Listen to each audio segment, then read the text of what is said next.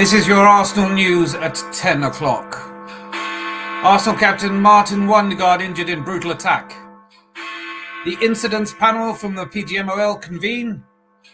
And a mystery transfer that may yet come in, even though the transfer window is apparently shut. Anyway, thank you so much for joining us. It's 10 o'clock. It's the news. I'm trying something a bit different. But unless you live under a rock or far away, or you just don't pay any attention to news throughout the day before you come here to this live show, then you will be fully aware that Martin Ødegaard, our inspiring captain, has been brutally assaulted and injured in a game against Austria. He was forced to leave the pitch with a twisted ankle, helped off the pitch by two people. In tears, apparently, although it's hard to believe an Arsenal captain would be in tears. I mean, just remember, we had the likes of Tony Adams. But here you can see the pictures. I'll try and enlarge this, actually. It's not quite good enough, is it? Wait there. So sorry. This is our captain, our beloved Ødegaard, being led from the pitch, first on his own volition, and then with two people, a person either side of him. And, well, it is gutting, isn't it? First of all, we have the Declan Rice thing, and I am coming back to that because the PGMOL key match incidents panel convened today to discuss the red card. I said I wasn't going to talk about it. They pulled me back in. But they have indeed pulled me back in. And then the final bit of news is a little bit of, for those of you who have essentially... for those of you who've been following the transfer window for some time,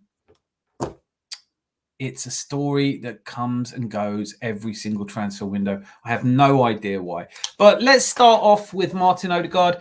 Of course, when it happened, and, you know, I joke about this being a meaningless game, but when it happened, it just felt late last night, looking at all the reports coming in, there were people, we have our first person here. You're keen. The Zanzibarian. There's only me here so far. All right. Okay. And me. Thank you for being here. We have much to discuss, particularly your post, which I always read your comments with pleasure. Or on the video I did about Arteta staying. I think we share, broadly speaking, similar opinions on that. But yeah.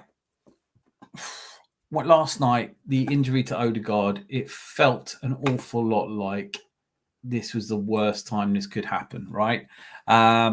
Because we all know that we're without Declan Rice. We all know that the North London derby is one of the key fixtures in our season every year. And it's come a bit soon, honestly. It's come a little bit soon for all of us. I don't necessarily think that we should all be doom and gloom at this point, but certainly losing Odegaard, having let Fabio Vieira go and Emil Smith-Rowe, both of whom you could imagine might be able deputies, is hardly... Oh, Zanzibarian, click like. That's what drags the people in. Make sure you click like. We've got a couple more people expected later on. But look, I don't know about you, but Martin Ødegaard's the sort of player that you absolutely don't want to lose. Now, I know, Zanzibarian, you actually commented on your on the comment you left on the video about the Arteta sacking. You said he could be out for 10 games. I want to share the latest. This is apparently the latest update, that it doesn't look as bad, but there's not really an update here until we get the results from the Norwegian national team. And if they're out, they haven't been announced yet. But the report on formerly Twitter, you always have to say that, from Dr. Rajal Prar, a doctor in physical therapy, states that Odegaard is using Lofstrand crutches. This is where it gets to with being a football fan, isn't it? You end up scrolling through all day long at work, phone on one side, looking to see if you can get any updates on your captain's ankle, which it hasn't been any meaningful. But this is the most up to date. This is somebody who at least you imagine would know a little bit about what they're talking about. So let's get you this up here. I'm not great technologically. So here we go. So this is, you can't see that. Let me just try and increase the size of that. Nope, it's not working. Hang on. You know, it's a free channel. You get what you pay for. But do click like and subscribe. So here we go. So as you can see, here's a picture of Martin Ødegaard boarding what is obviously a private jet to come home, cap backwards. That's the way we roll. But Norway's doctor, the manager apologized to Arteta and said, that Arteta wasn't going to be happy with. Take on this point. I've just watched England beat Finland 2-0, and I struggle to stay England games at the best of times. But what is the Nations League? Does anybody actually know what the Nations League is? Because could we not? I mean, I understand qualifiers for Europe and qualifiers for the World Cup and blah, blah, blah. But the Nations League, I mean, I know Declan Rice isn't able to play for us on Sunday, but to see him playing, Saka got taken off early, but it's not right, is it? Peppermint Freedom is here, and we have a few more comments from Zanzibarian to go through. I will get to those in due course, but I just want to give you the latest at the moment. This is a bit of nonsense, but it says here, Odegaard looks to have gone up the stairs of the aeroplane without crutches, which could be a bonus for Arsenal, although Bra claimed that it would be hard to determine the clear severity of an injury early on. Yeah, most of the time you're not actually diagnosing how serious an injury is from a photograph of a person boarding a plane. I completely accept that. It is expected that Odegaard will be out of the clash against Tottenham at the weekend, but with a tricky fixture list against the likes of Atalanta away in the Champions League before another huge Premier League clash against Manchester City in the Northwest in 11 days' time, Arteta will want all of his stars available. Now, this is going to, I think we're going to have to at some point discuss if our side is a little bit too threadbare, given this injury. But let's go back to Zanzibarian. Odegaard's ankle twisted as he was challenged for the ball, and he was forced to immediately come off, with Norway manager Solbakken admitting after the match the injury looked bad. He did. He also went on to say that the injury looked bad in the dressing room as well. But there are, quite helpfully, they put up a list of what is possible in terms of how long. Now, if there is a need for an operation, that will become clear in 5 to 6 weeks. But there's a very good chance that it's somewhere under 2 weeks before Martin Ødegaard, or Wondergaard, as I now call him, is going to be fit. Now, the point with that is that does take him out probably of Man City game. Although I saw with interest Frank Leboeuf talking about this. He said he's had exactly the same injury 15 times on his left foot and 16 times on his right foot. And his guess, an estimation that you'd have to give some credence to, is that Martin Ødegaard should be fit or could play.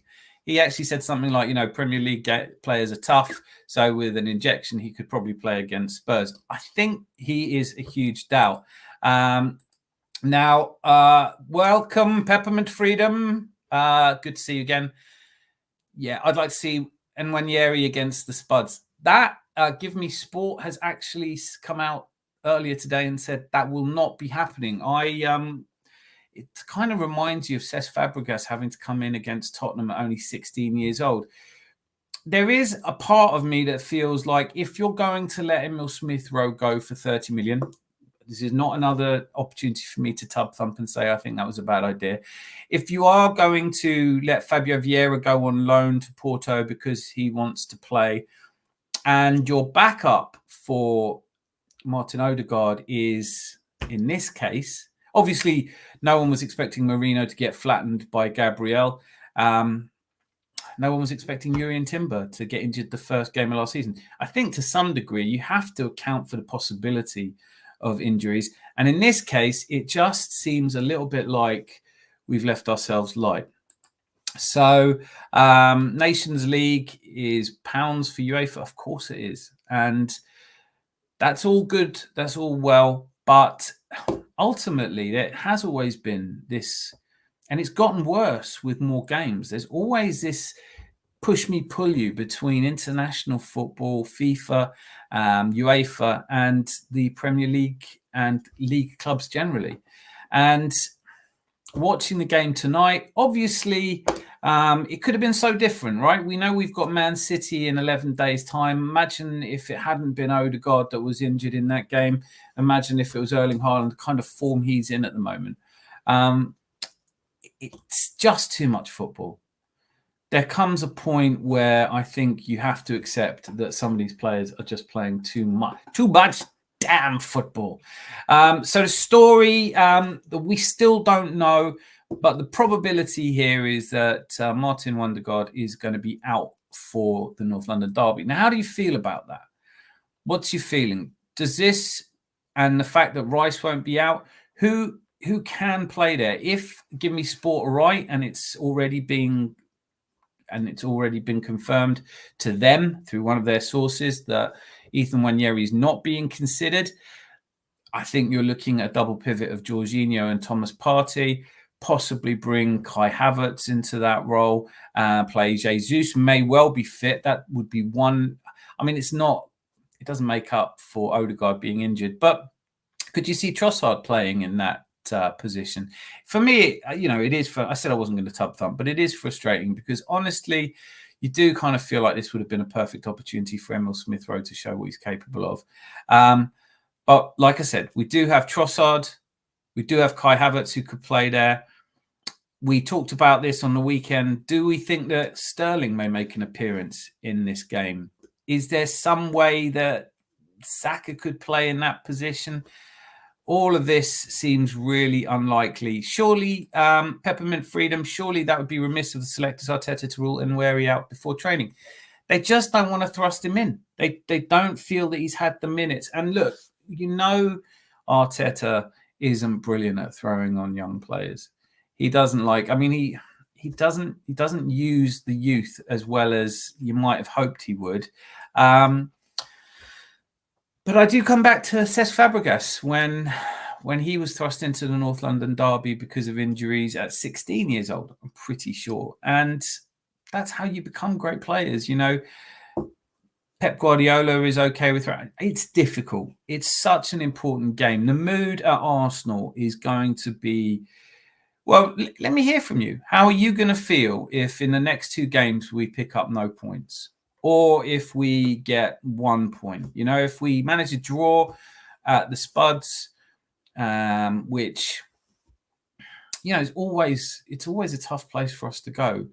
And I do think we will talk in the coming days about, that game. There'll be more detail about possible lineups, strategies, formations.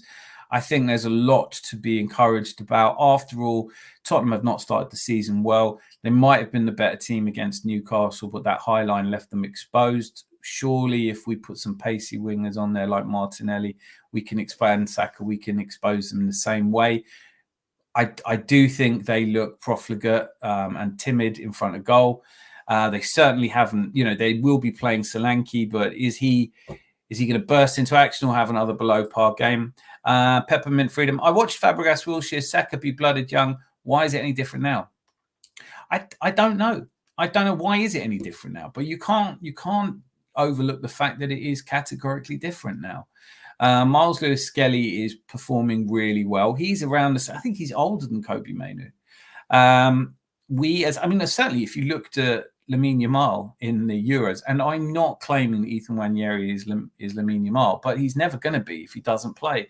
Used to be the adage, if you're old enough, you're good enough. I mean, Tony Adams was captain, not much older than Miles Lewis-Skelly is now. But we have consistently allowed our young talent to drift over the last few years, certainly under Per Mertesacker.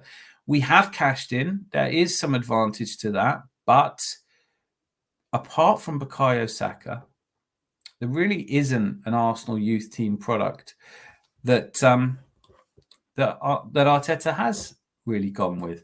Zanzibarian midfield Partey, DM, Havertz and Trossard. Sterling up front with Martinelli and Saka. I mean, it's the position we didn't sign Sterling for, really, isn't it? Partey, DM, Havertz and Trossard. So you're leaving Jorginho out. So you would literally just play that kind of Havertz, Trossard, double kind of 8 and Sterling up front. It's something we're going to come back to. I can absolutely see your point here. I personally would go for I think we can win that midfield battle with Jorginho and with Thomas Partey. I think if we then had Trossard or Havertz, Sterling, I think may not. The irony is, Peppermint Freedom, what you're saying is, why is it any different now? Why not blood the youngsters? Arteta, I know he knows Sterling from their time together at Man City, but he's far more likely to throw Raheem Sterling into his first game, which is a huge pressure cooker of a game. A guy that's just come from Chelsea to play for Arsenal against Tottenham. He knows the importance of this. But he's more likely to throw on Raheem Sterling than give Ethan Nwaneri his chance. And I'm not sure. I'd love to hear from you. Let's just have this simple question here. Would you play Nwaneri or not against the Spuds? Now, when we're 3-0 up, then Jorginho can come on. All right. I'll take that. It's going to be a tough one. It's going to be a tough one to go 3-0 up. Guys, we've got a few of you here now. Hit that like button. Makes all the difference. When I don't ask, you don't do it. I know how mean you are with your like buttons. I know that you like what we're doing here. I know you like the comments from Peppermint Freedom and the Zanzibarian so far. Please keep them coming in.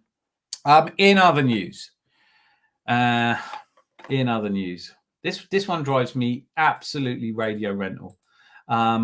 Because, well, not to put too fine a point on it, I have said now in previous 2 or 3 previous occasions, so it's cheapening my word to say the least, that I wasn't going to be discussing it anymore. But today, let me try and do this in some sort of slick way. Right, so today, the key match incidents panel, the Premier League's very own independent panel that convenes to discuss key match incidents that have been adjudicated by referees to try and work out if they got it right or wrong. And, well, they have met to decide. They've met to decide. Just when I thought I was out, they pulled me back in. Yeah. So this is the key match incidents panel. Premier League independent key match incidents panel have said that the sending off of Declan Rice, which is a sending off you have never seen anywhere else before, the like of which has never been sent off before, that was an absolutely correct decision. Because once the referee's seen, and look, people are saying that Declan Rice was wrong to kick the ball away. First of all, he didn't kick the ball, because to kick means to forcibly move with your foot. He didn't do that. And away means far from where you are, or away from where you are means somewhere other than where you are. And neither of those are true. So he didn't kick it away. He touched it while it was moving, after it had already been kicked. So much wrong with this. But an independent panel has decided that it's absolutely kosher, and Arsenal fans just need to take it. There's something for later. We're going to enjoy talking about that. But talk to me, people. Am I losing the plot here? Because I just cannot see how anyone... They've got this panel is made up of people who used to play football and from referees, and somehow they've decided that... that really was a red card. Sterling left, Saka right, Havertz up front, Jorginho, Nwaneri, and Partey. Phil Waller, welcome. Great to see you here. Apparently, and I've only got Give Me Sport to go on, as I said earlier, they're not considering playing Nwaneri in this game because he's too raw and hasn't. That's the graphic. That's what I went for. Thanks for seeing it. There's actually, I think there's 5 people on it, but. Yeah, this is just so depressing. This panel of people have actually decided that, what can I say? Trossard or Martinelli off the bench. It's a good one. This is a really interesting debate for me. I think it is for all of us. No one really quite knows yet whether we should be looking at Trossard to start. Of course, the game against Brighton where he did start, he didn't play brilliantly. And if we're honest, we never really got to see what could happen later in the game because the second half was completely ruined. Although apparently, according to the Premier League independent key match incidents panel, that was a totally fair decision. just beggars belief. I don't want to keep talking about it, but I'm going to put a little bet out there, and anyone's absolutely welcome to take it. We do not see another sending off like this. We never saw another one. Like Martinelli is still the only player I've ever seen get 2 yellow cards in the same action, be sent off. Takehiro Tomiyasu is still the only player I've ever seen sent off for somebody else's time wasting. And I don't think in the rest of the season we're going to see another player sent off for tapping the ball like that, particularly in a game where 2 other people had leathered it and not got anything for it. One of the best refs ever, Pierluigi Collina, said Rice's red card was a load of bullshit. And I've seen so many people. I've seen Gary Lineker come out and say it. I think people with some degree of independent thought here can say that this is not something you want happening in football. You do not want players sent off for tapping the ball away, especially not when it's in motion, especially not when it's already been kicked, especially when there's a precedent in the match gone already. But they said that if the ref has seen it, then he has to give it. And I'm not even sure he saw it. I feel like if you love football, this is not what you want. I mean, Veltman hacks at Declan Rice and doesn't get a yellow card. That's okay. We don't mind that in football. But there's this absolute crusade against the perception of time wasting. Time wasting. It's not killing anyone. Time wasting doesn't lead to... I was going to say it doesn't lead to injuries. Yeah, I suppose you could make a case that playing for too long can lead to injuries. Do we know who's on the panel? They should put their names to their nonsense. Pep Guardiola's on the panel. Daniel Levy's on the panel. I mean, you couldn't pick a panel. They were unanimous. They were absolutely 100% unanimous in their decision, and they felt that it was a perfectly good sending off. And as far as I can see, it doesn't matter who's on the panel. You just can't. No one will ever convince me that was a red card. But to come back to the North London derby, how are we all feeling about it? Because it's really important. I've said this in the last couple of live streams. It's really important that we keep our chins up. We have to stay positive. There's already an air of doom about the place. How are you feeling about the North London derby? I absolutely love the kind of comments I've been getting and emails I've been sent where people are saying we'll still get the win. But it is a little bit threadbare.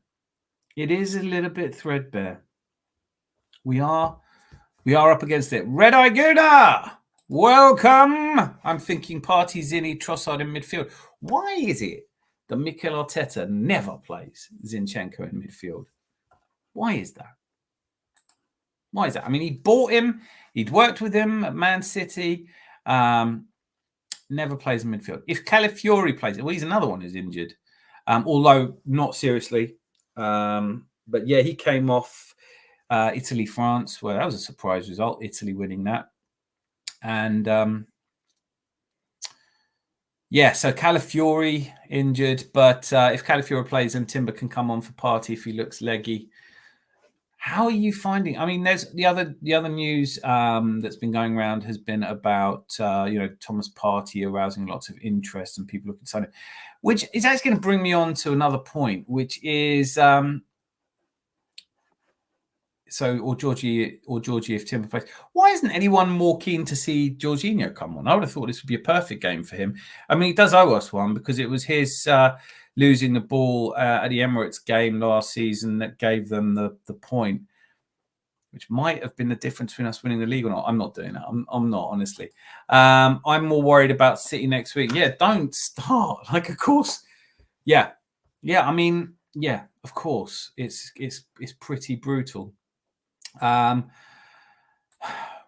Here's the other bit of transfer news. So this is like, I don't know about you, but this is like sometimes when you just want to go to bed and you turn your computer off, you want to turn it off before you go to bed, and Windows is running an update and won't shut down. That's what this transfer window is. It just will not shut down.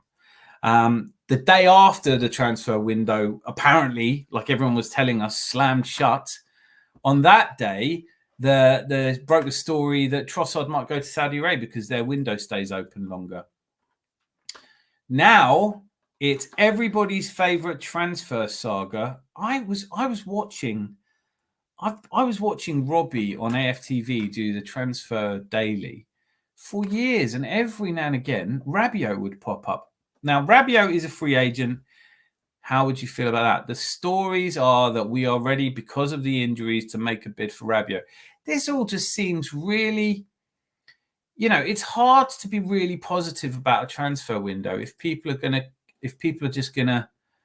I mean, on the one hand, I do kind of want to say, look, we've had a decent transfer window. We got a defender, we got a midfielder, and we got a forward. So it's not terrible. I know we all have our opinions about it. Some of you think it's a 2 out of 10. Some of you think it's an 8 out of 10. Maybe there's someone there that thinks it's 10 out of 10. Let us know if you do. And but thoughts on Arsenal not signing enough players, letting Fabio and Emile go, just seems a little bit like now we're being linked to Rabiot. I don't see it. He's been told that he has to get in his career sorted to get back in the French team. Phil Waller, thoughts on Arsenal not being hard-nosed on allowing players to travel to play international games, even though they may be carrying injuries, or just save them? After all, AFC pays their wages. Phil, brilliant point. I think I was trying to make this earlier. The players are contracted. I mean, they do get paid to represent their country, but they are contracted. Their careers are with Arsenal, and Arsenal, at a time where we really need them, have to allow them to go and play. I mean, am I being really unfair when I say the Nations League is basically just a glorified friendly? Excuse me. Because, I mean, who really cares? I mean, England got relegated to the B League. I'm watching us play Ireland. I'm watching us play Greece and Finland. And once again, Harry Kane pops up with goals when they really don't matter at all. Although, I suppose if he hadn't scored, it would have been quite an embarrassing 0-0 draw. Some teams do the at not allowing their players to go, sort of sharp practice, right? I think I kind of suspected that the end of the last internationals before the Euros, where Saka didn't play. Pull a Rabiot out of the hat, Fabulous work there. Red tops, beautiful stuff. I'm going to nick that and pretend I came up with that. Let me know if you've nicked it off someone else, or at least I know. But that's very good if you didn't. Brilliantly done. Foden didn't play for Cheaty 115 in England's 2 games. No, he didn't. But they did let Erling Haaland. Go and play for Norway. And it's frustrating because I did worry about injuries at the start of this season, because we have, of course, got players like Saka, like Declan Rice, who played too many games. And you looked at it and then kind of felt like, well, it's going to catch up with them at some point. Rice and Saka are going to need some time out. But we do have replacements for Declan Rice. I mean, losing Declan Rice for one of the biggest games of the season, and I don't really mean in terms of winning the title. I think, the Tottenham game, with a full complement, we should win that game. We probably should anyway. None of you have let me know yet how you feel about that game, but please drop a comment there. Are you confident about the Spurs game? Rabiot feels like buying the last sandwich in the petrol station. Not even sandwich, to be honest with you. I don't know if you've ever seen those Scotch eggs with the coleslaw in the middle. That kind of product, a brand you're not familiar with, and it might be the last pie. It might be like one of those slices that's not quite chicken tikka, but like some knockoff version of that. That's what Rabiot feels like. I have a real issue. I said this about Zubimendi. Stop chasing players that don't want to play for you. If a player doesn't want to play for Arsenal, that's the minimum requirement. They're out. Get out of it. It's terribly overpriced, stale, and not what you want. I know you meant to say stale because you're right there in the next comment. Stale and not what you want, but you didn't eat breakfast, so it's your own fault. Yeah, Well summarised. There you see mint stale. Scrambled eggs and cheese on toast. Welsh Rabiot. We're going to keep these going. I like it. I can't believe I haven't thought of any of these. But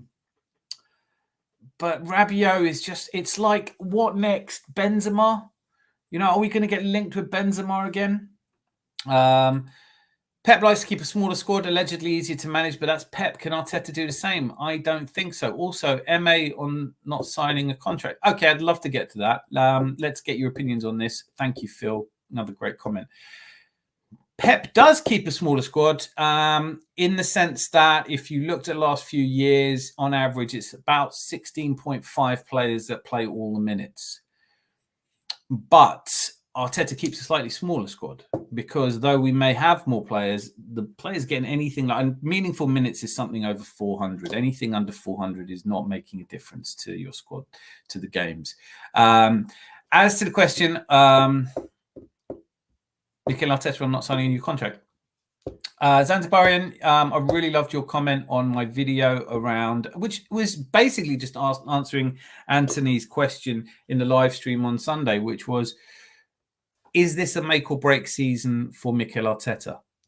Does Mikel Arteta need to win something this season in order to keep his job? If you haven't watched it, please go and watch the video. I'd love to hear what your thoughts are. But my view, and from listening to what Mikel Arteta has said in press conferences, or at least in one major press conference I saw him asked about this, he has no intention of going anywhere else. And there is always this kind of thing of, oh, Barcelona would want him. I'm not sure that if he doesn't win anything this season at Arsenal, that he would get a go at Barcelona. Bugs Bunny's best two friends, Rabiot and Public and Pubic here. All right. We're stretching it there a little bit. We could use some silverware to boost morale. BX Gunner 81. What a brilliant picture. That's Teen Wolf, isn't it? I love it. We could use some silver. Yeah, we need to boost morale. But like I said in the video, and, you know, not to spoiler it for those of you who haven't watched it yet, but if you do watch it, click like. Guys, come on. I'm on a mission. I really am. Like, we're not trying to get to 1,000 likes today, but it would be nice to get, you know, a couple of dozen.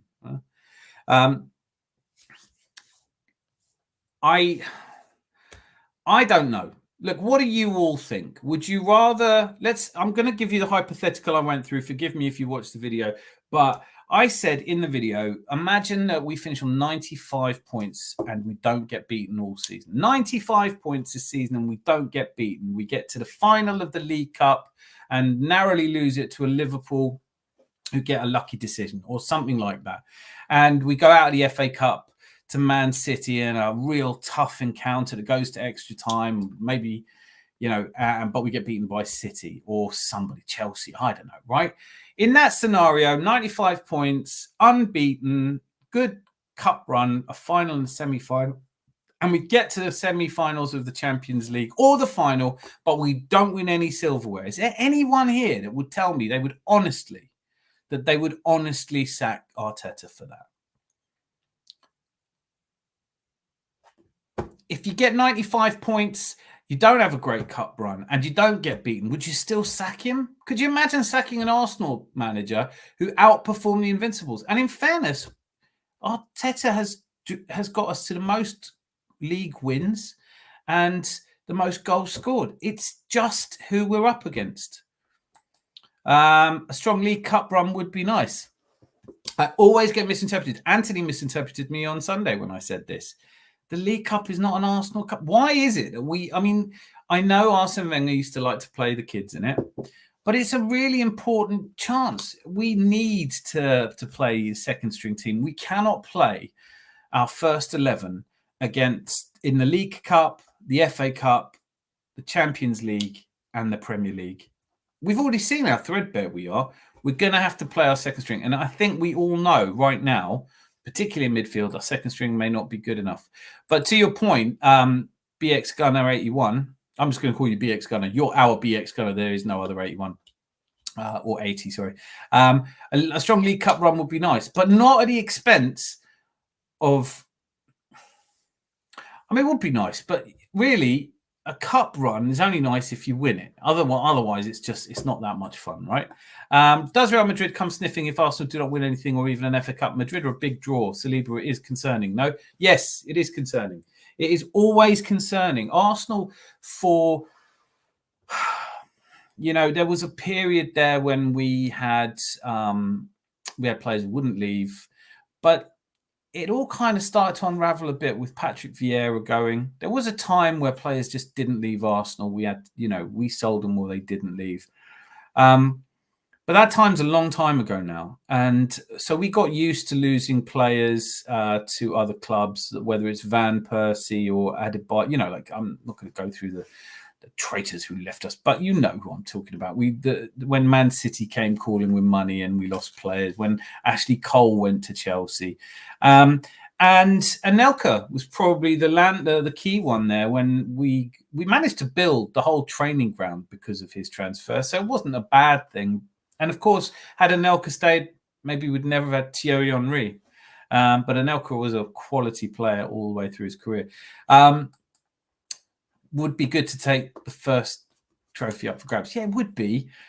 But all I'm saying to you is you're not going to be happy. Am I wrong? Tell me now, all of you. I want to hear from all of you. Would you be happy if all we won this season was the League Cup? We came third and we were out of the Champions League relatively early. Maybe not as early as possible. But we could get beaten by Atalanta. That could start off things badly. I want to come back to this, though. Does Real Madrid come sniffing if Arsenal don't win anything, even an FA Cup?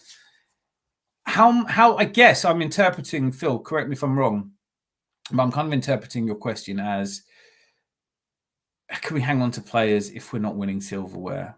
The players still seem to believe. I was really smitten by Raheem Sterling's interview.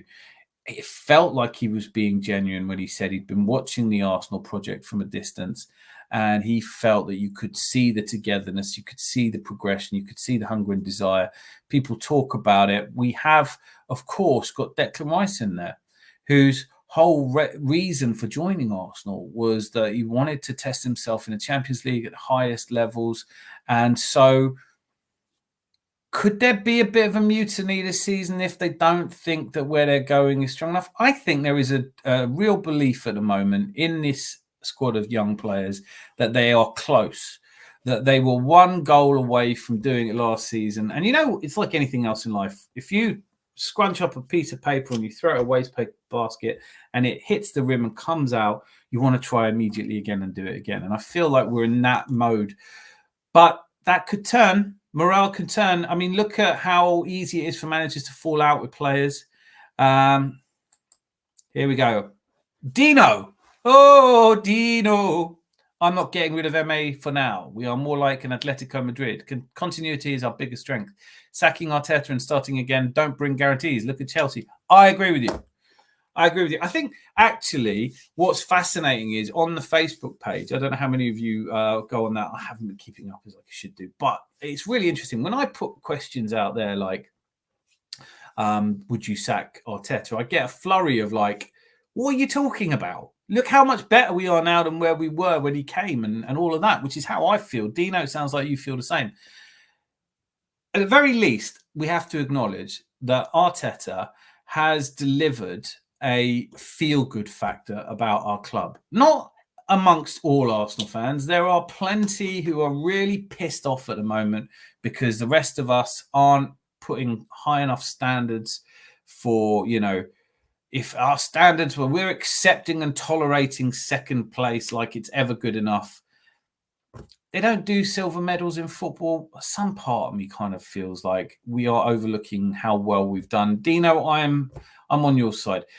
There's three main reasons I'm not getting rid of Mikel Arteta. One, he's shown consistent progress, and I believe that he knows what he's doing to the and has a chance of winning the league. And for all of those saying he doesn't have any chance at all, you're overlooking the fact he lost out by 2 points last season. We had an amazing second half of the season. The second reason I'm not getting rid of Arteta is because I don't know who everybody thinks is going to come in.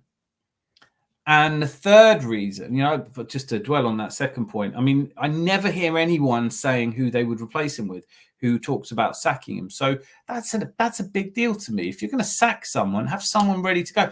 You saw what happened. I mean, Jurgen Klopp said he was leaving Liverpool, and they thought they were going to get Xabi Alonso. They went around everywhere and got Arne Slot, and that might be a masterstroke, by the way, because I'm a little bit worried about Arne Slot at Liverpool. He's got the charisma, but then look how hard Man United looked to see if they could replace Ten Hag. Gareth Southgate, Graham Potter.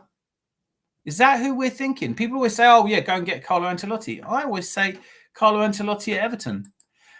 Irrespective of what Sterling says, silverware talks, bullshit walks. Absolutely. Absolutely. Absolutely. It is hard. It's always hard in any situation at any time when Real Madrid decide they want to play, let's say Saliba. What do you do about it? How do you stop them? Because they are the most successful team in European football, certainly in Champions League or Champions Cup history.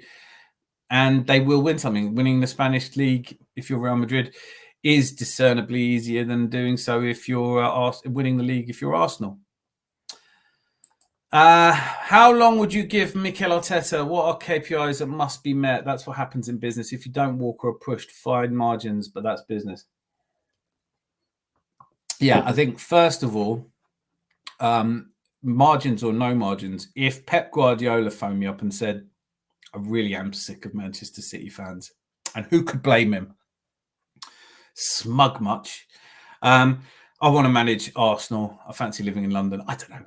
I think I'm the man to deliver you the Champions League. And you can hire him. And I would have that conversation with Pep and say, yes. But I'd also have the conversation with Mikel and say, the same way that you ditched Ramsdale because you thought you had a better keeper, you have to be ruthless. I would do that. But then I'm struggling to know who else is in the frame. So first of all, if there were a better manager out there, I think he would go if we fell back a little bit this season. And I would say to him, look, you've done really well to get us to this point. Like he would have said to Ramsdale, you got us to the Champions League, but now I need someone I think can take us to the next level.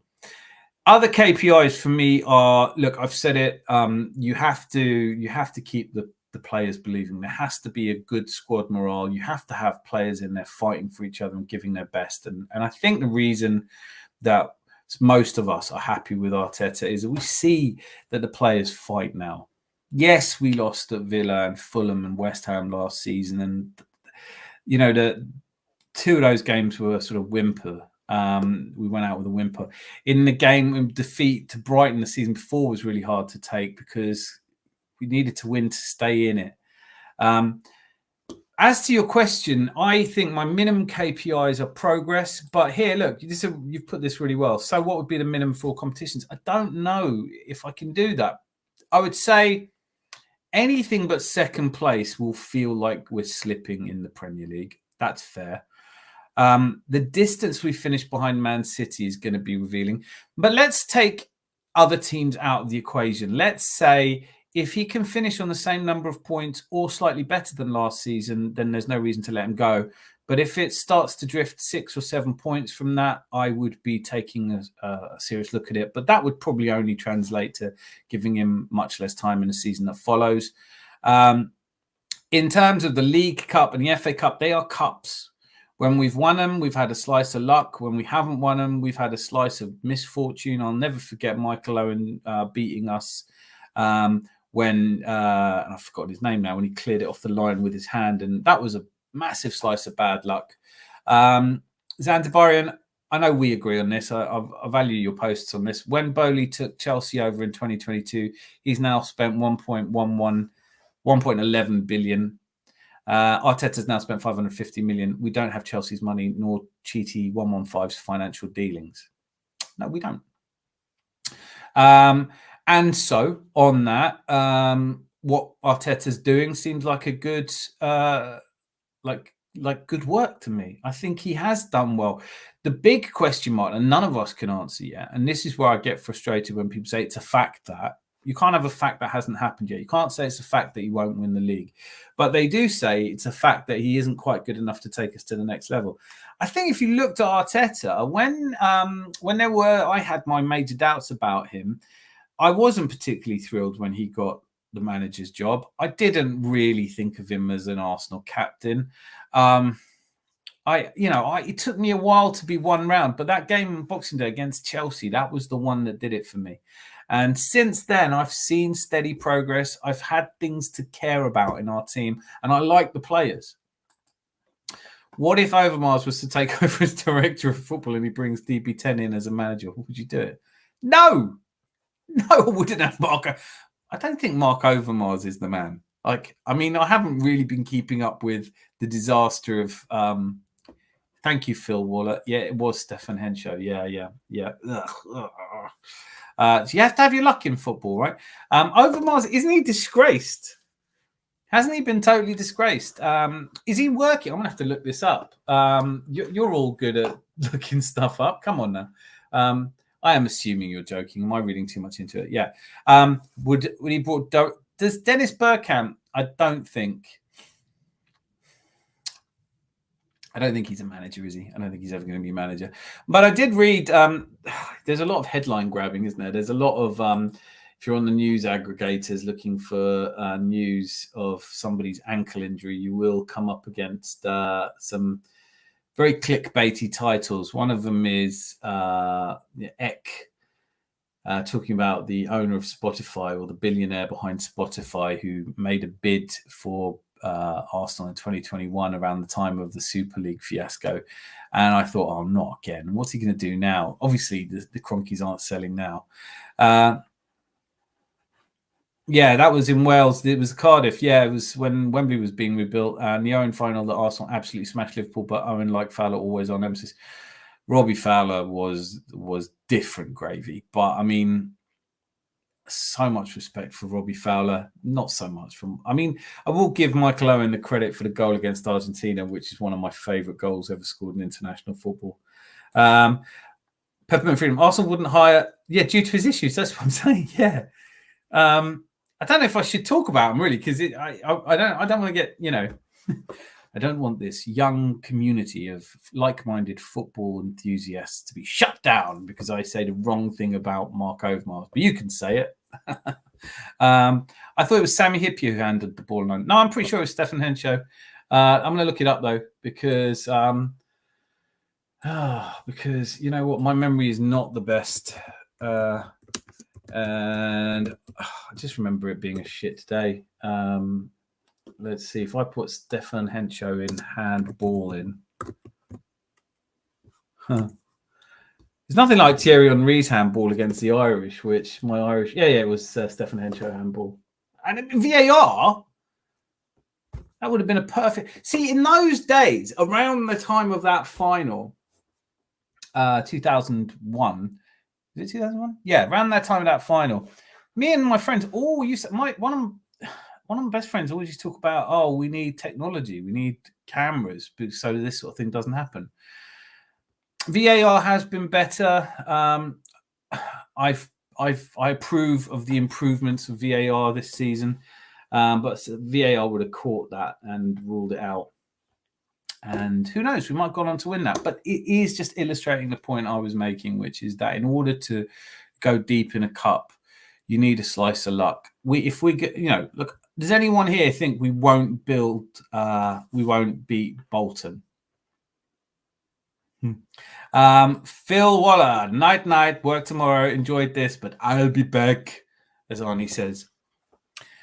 Arnie was the Austrian player who scythed down our captain and therefore is persona non grata. I feel bad about it as an Austrian. I didn't watch the Austrian game in the Nations League. I do just feel bad that it was an Austrian player that scythed down Martin Ødegaard. But Phil, thank you so much for joining us. I look forward to seeing you. Next live will be on Thursday night at 10 o'clock for another. Hopefully there'll be better news by then. Maybe we'll have pulled a Rabiot out of the hat. Good night. Thanks for joining us. So where are we up to? What else is there to talk about? I think I've covered most of the major news stories, but let's let's start to wind this down unless any of you are opposed to it. Depends on our team versus Bolton. It's not just a second team post. Listen, we don't have a second team right now. You know, we actually don't have a second string team. I mean, we don't have a goalkeeper who can play instead of Raya. So Raya's in. At right back, Tomiyasu is going to be still injured. You could play Timber at right back and give Ben White a rest, but Timber's, you know. Miles Lewis-Skelly at left back. I'd like to listen. I'd like to see Miles Lewis-Skelly in midfield. I think that Miles Lewis-Skelly should get some minutes because I think Thomas Partey's played well, but I'm not 100%. And there have been parts of games where I thought he's played really well, but I'm not convinced that he's the player that he was, and he might be playing on reputation a little bit. So let's look at the Bolton lineup. Let's say, who would you play at right back who's your second string right back at the moment? Who are you putting in? Because you'd say normally Tomiyasu, and obviously he's injured forever. Right back. So let's say, I mean, I know it's not really second string, but let's say you're going to play Timber at right back. We honestly don't have anyone else that I can see playing there. There isn't anyone else. So you're not going to bring in Josh Nichols or something like that. So so I don't know, Timber on the right, which, you know, I think is his favoured position. On the left, you go with, I don't know, you could go Kieran Tierney. Anyone want to see Kieran Tierney play? I mean, he's injured as well, so can't even be talking about Kieran Tierney. But then at least you could, if he's fit for the game, Calafiore, or as I like to call him, Califiora, because that's a pun, and I love a pun. I'm crazy about puns. So centre-backs now. Yeah. Centre-backs. Kivior and there isn't anyone. So you'd have to go we cannot actually play a second string team at the moment. And that's the defense. That's where we've got cover. Wait till you get to the midfielders.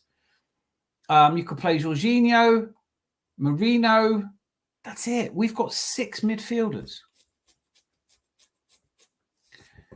6 midfielders. I don't know why Jorginho's not getting any games. Anyone know why Jorginho's not getting any games? I thought, I mean, you're going to see him in the NLD, aren't we? Do you think? All right, this is a contentious. Edosari 7. Do you think Arsenal fans are secretly gay for California? I'm sure some of them aren't secretly gay for him, and some of them just like it. I'm not gay for him. I prefer short hair. No, I think what you're asking is a question of people's sexual preferences that I don't really feel. I'm not really interested in discussing. But are you suggesting? Am I trying to read too much into your? If you don't mind me saying, slightly vacuous comment. But welcome to the channel anyway. How to alienate friends and lose people.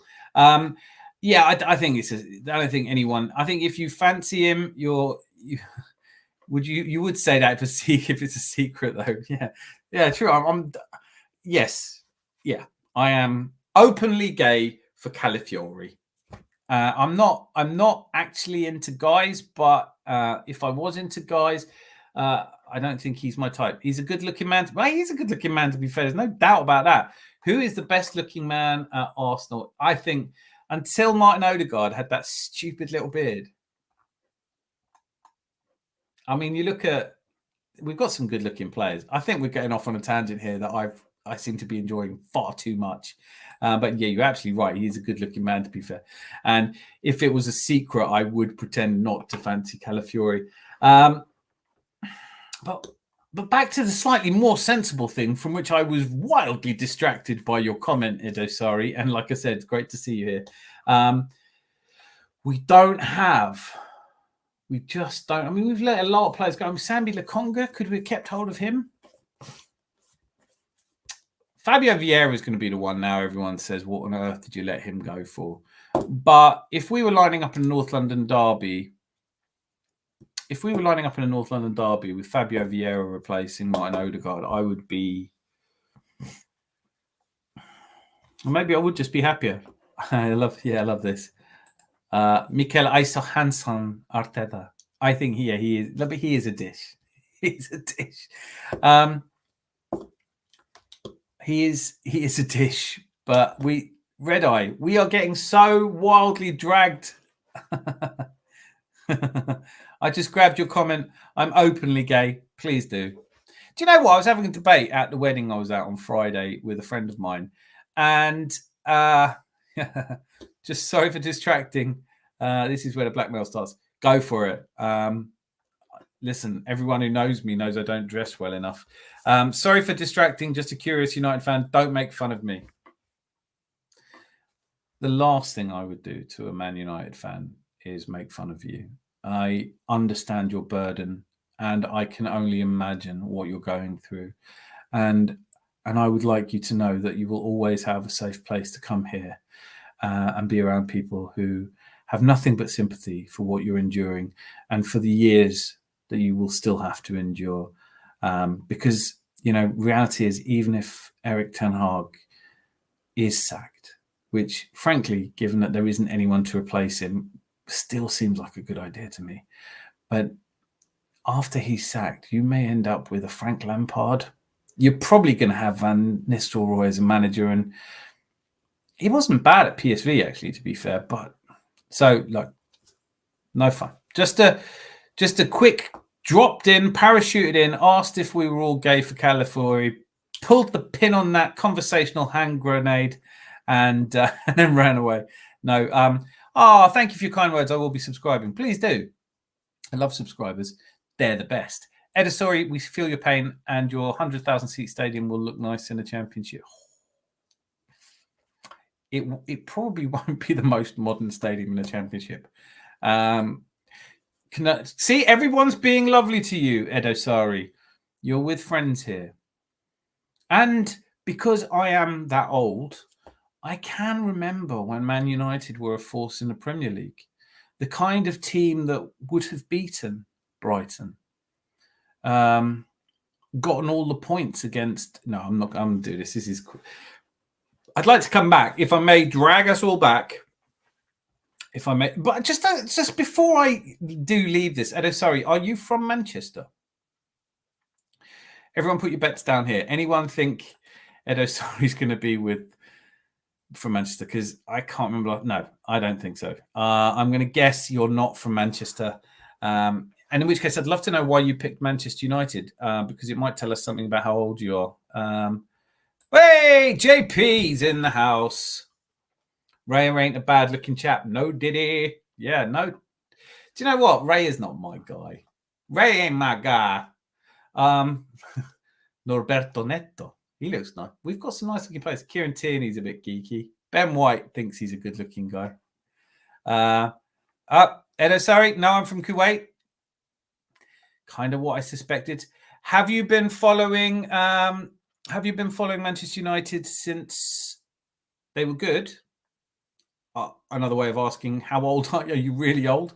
I remember when United were in the old second division, Dennis Law sent them down. That is football, isn't it? That's an epic, and that was a bit like Declan Rice not celebrating his goal against the Irish. That was a bit like I've only seen clips of that, but showing your age there, Zanzibarian. You remember the first division.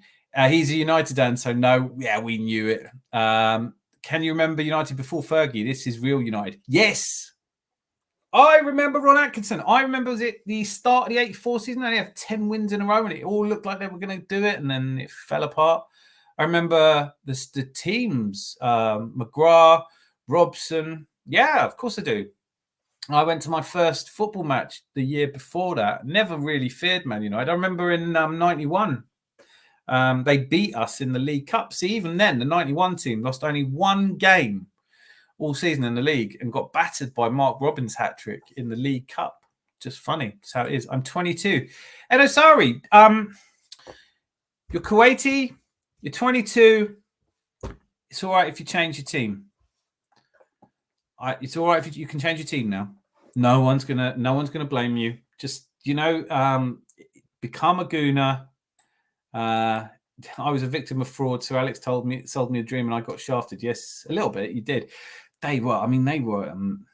Alex Ferguson was an amazing manager. It must have been an amazing time to be Man United. I mean, the treble. Now, it all feels so long ago. But when Man United were doing that, I remembered the Liverpool of the 80s who were indomitable. These things go in fits and starts. No one's quite dominated the Premier League or the First Division as it was in the way that Manchester City have. Loyal fan since I was 5 years old. So that's 17 years. So that's since 2007. Okay. You're stuck now. You're stuck. I get a lot of stick from Man United fans because last season, at the start of last season, I released a video saying that you needed to sack Ten Hag because it was looking like you might not finish in the top four. It was worse than I predicted. And yet Man United fans all seem to have a really soft spot for Erik Ten Hag. Are you Ten Hag in or are you Ten Hag out?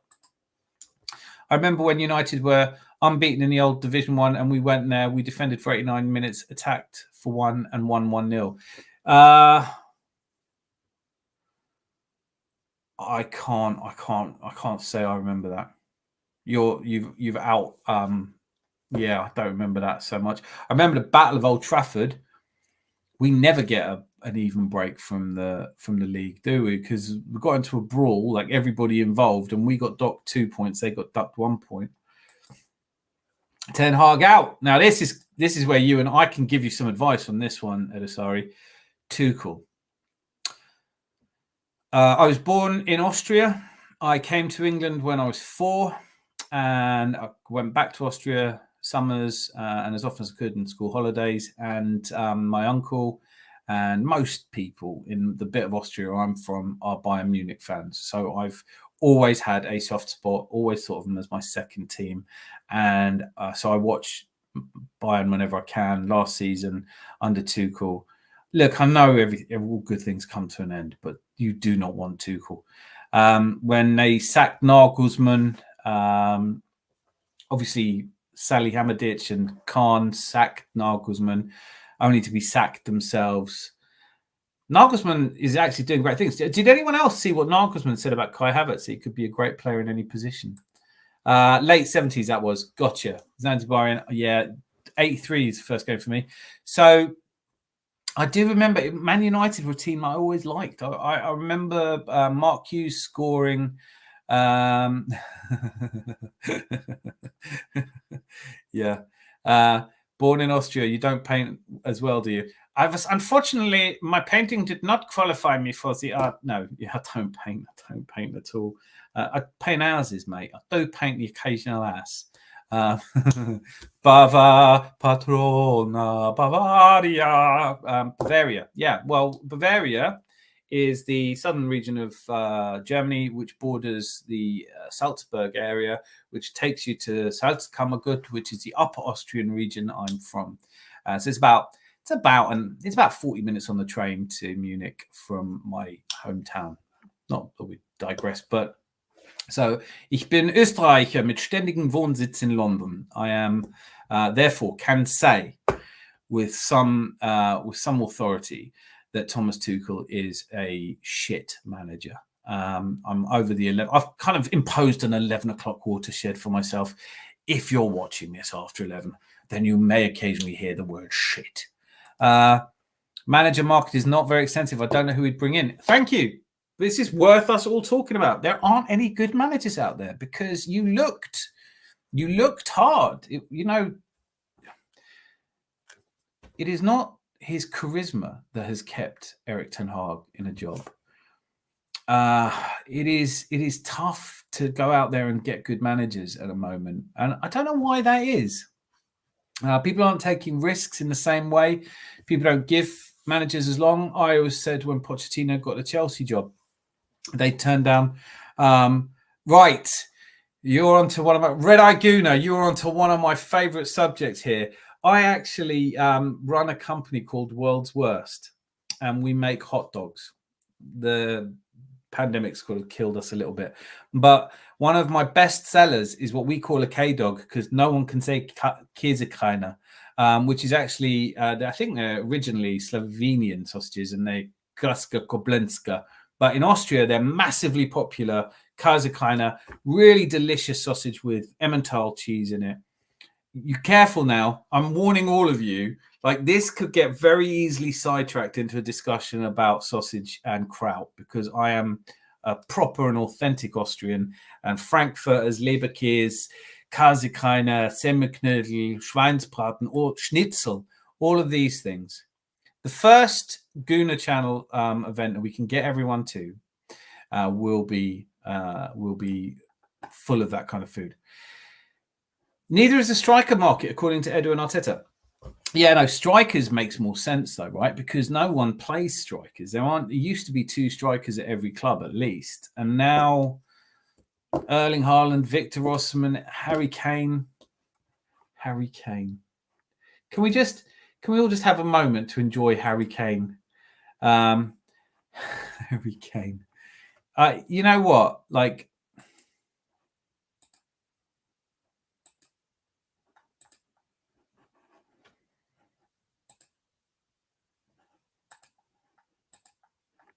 there he is. There's Harry Kane. Harry Kane with the award he won last season. You could not make this stuff up. Now, that's the picture. I know everyone was bantering about it for ages. Everyone wanted to see the picture of him finally holding. Oops, that's a bit premature. We're not talking about that. Oh, stop it. Stop it. That's the PG. That's the. There we go. Harry Kane. Fine. So those of you who would say that there isn't any silverware, that Harry Kane hasn't won anything, he has. That is the trophy you get. The Torjägerkanone. You cannot make this shit up, can you? The guy leaves Spurs, a team that he's cursed for years. Then he comes to my club. I hated it. I hated him coming.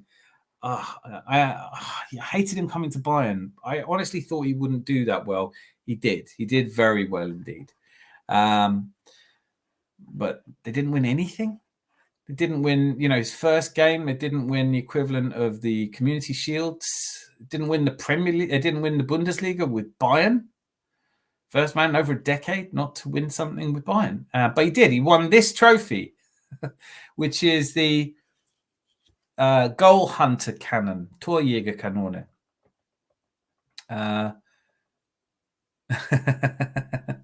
There is a sausage channel. Why are you messing around with Arsenal? Where's the sausage channel? There is a sausage channel. I'm not giving that away here. But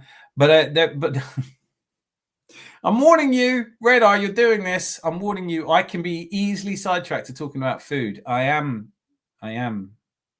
creating a food channel, celebrating all things sausage. And yes, I hope you're not referring to having a sausage fest. Calafiori will be there. What do you think would have been better at City, Haaland or Kane? Well, I think, I'm not doing a Rory Jennings here. You can't. Surely that's a given, isn't it? Don't you think? Hasn't that question been fully answered by now? I mean, no one's done better than Erling Haaland. Thing is, I will stand by this. And this is not, at the start of the Euros, colleague of mine said, "Oh, you just don't like Harry Kane because he's Spurs," and there's some truth to that. But I did the data research, the analytics, and found that Harry Kane doesn't score in big games. He'll score you 2 goals against Finland. He looked all right tonight. He looked mobile. He still missed some chances. Took his chances really well. I mean, both his goals were exquisite. I don't think you could have done better. And then. With Dino, you and I see things very similarly. Kane is finished. He could score a couple of goals. Look, without fear of reproach or contradiction, I will say 100% that Erling Haaland was the better signing for Man City. But they've left themselves a little bit vulnerable, haven't they? Because after Haaland, who is it up front for City? We've had our injury problems. World's Worst needs a YouTube channel. It has a YouTube channel. I'd love to know about all the traditions and background. My friend used to bring me 5 kilo of Kazakh. Did he really? Have you ever had... I will. When the channel is finished, I'm doing recipes now. I am a food geek, right? So it's a food channel, celebrating all things food. And I will send the link. I will put the link up on here when it's done. I'm expecting it to be closer to Christmas. But yeah, food-wise, have you ever had Leberkäse, which is sometimes called Fleischkäse or Fleischkäse? It translates to liver cheese, has no cheese or liver in it. But essentially, it's what Frankfurters are made out of, baked instead of boiled. Kazakhinas, absolutely beautiful. I actually get them over here. A very good friend of mine, sadly no longer with us, passed away a few years ago now. Used to have a company called the Franconian Sausage Company, which still exists. And you can get world-class Kazakhina in the UK, and they will deliver. I think you may have to order more than 5 kilos, but not much more. Anyway, I could probably hook you up. Stop distracting me, Red Eye. I am the worst. I am the world's worst for going off on a tangent about food. I'm an absolute food nut. But what about this North London derby? I haven't heard from any of you yet. Some of you have gone to bed. Some of you hopefully have clicked like. Hint, hint. Because I know how mean I am when it comes to clicking like. It is absurd. But what are you thinking about the North London derby? Anyone at all excited by it? Anyone still think we're going to batter them? Because I want to say this, and there will be lots of time to talk about that game. There will be lots of time to talk about the game. And I don't think, even with our injuries, it's an open and shut case. Look at you with the emojis. You get a hot dog emoji. Well, that is special. Yeah, this is your hervorragend.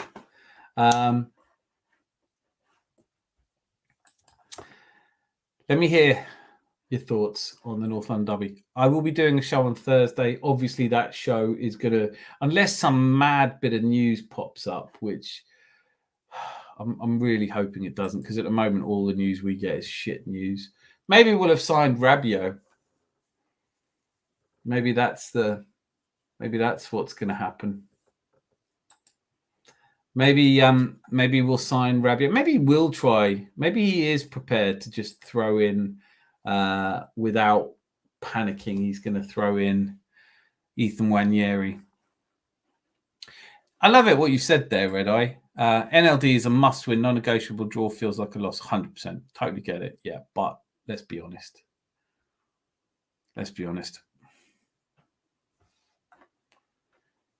You don't have to. Zanzibarian, I can hook you up. Yeah, but let me see if Franconian Sausage Company spelt with a C. Should be spelt with a K. Spelt with a C because there's already a Franconian bread company and they make brilliant Kaiser rolls. But you can also go Sausage Man as well. Send me an email. Look, where are we? Let's do this. Let's get these banners going. Like, I don't know what I'm doing, do I? So there you go, Dan Guna channel. Email me, and I will send you links to. I would say Kaiser Kreiner, if you haven't had one and you like food with cheese in, y'all going to have yourself a hell of a treat. Delicious stuff, but there's loads of good stuff. I quite like merguez. If we are gonna, because I am my my tummy's rumbling and I'm hungry for some cauliflower.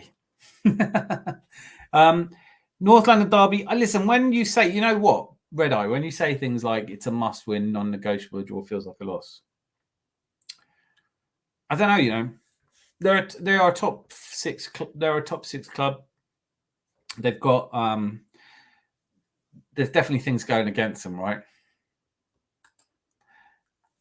We need 3 points, should be winning this. All right. I'm going to phrase the question slightly differently because I don't disagree with either of you, obviously. But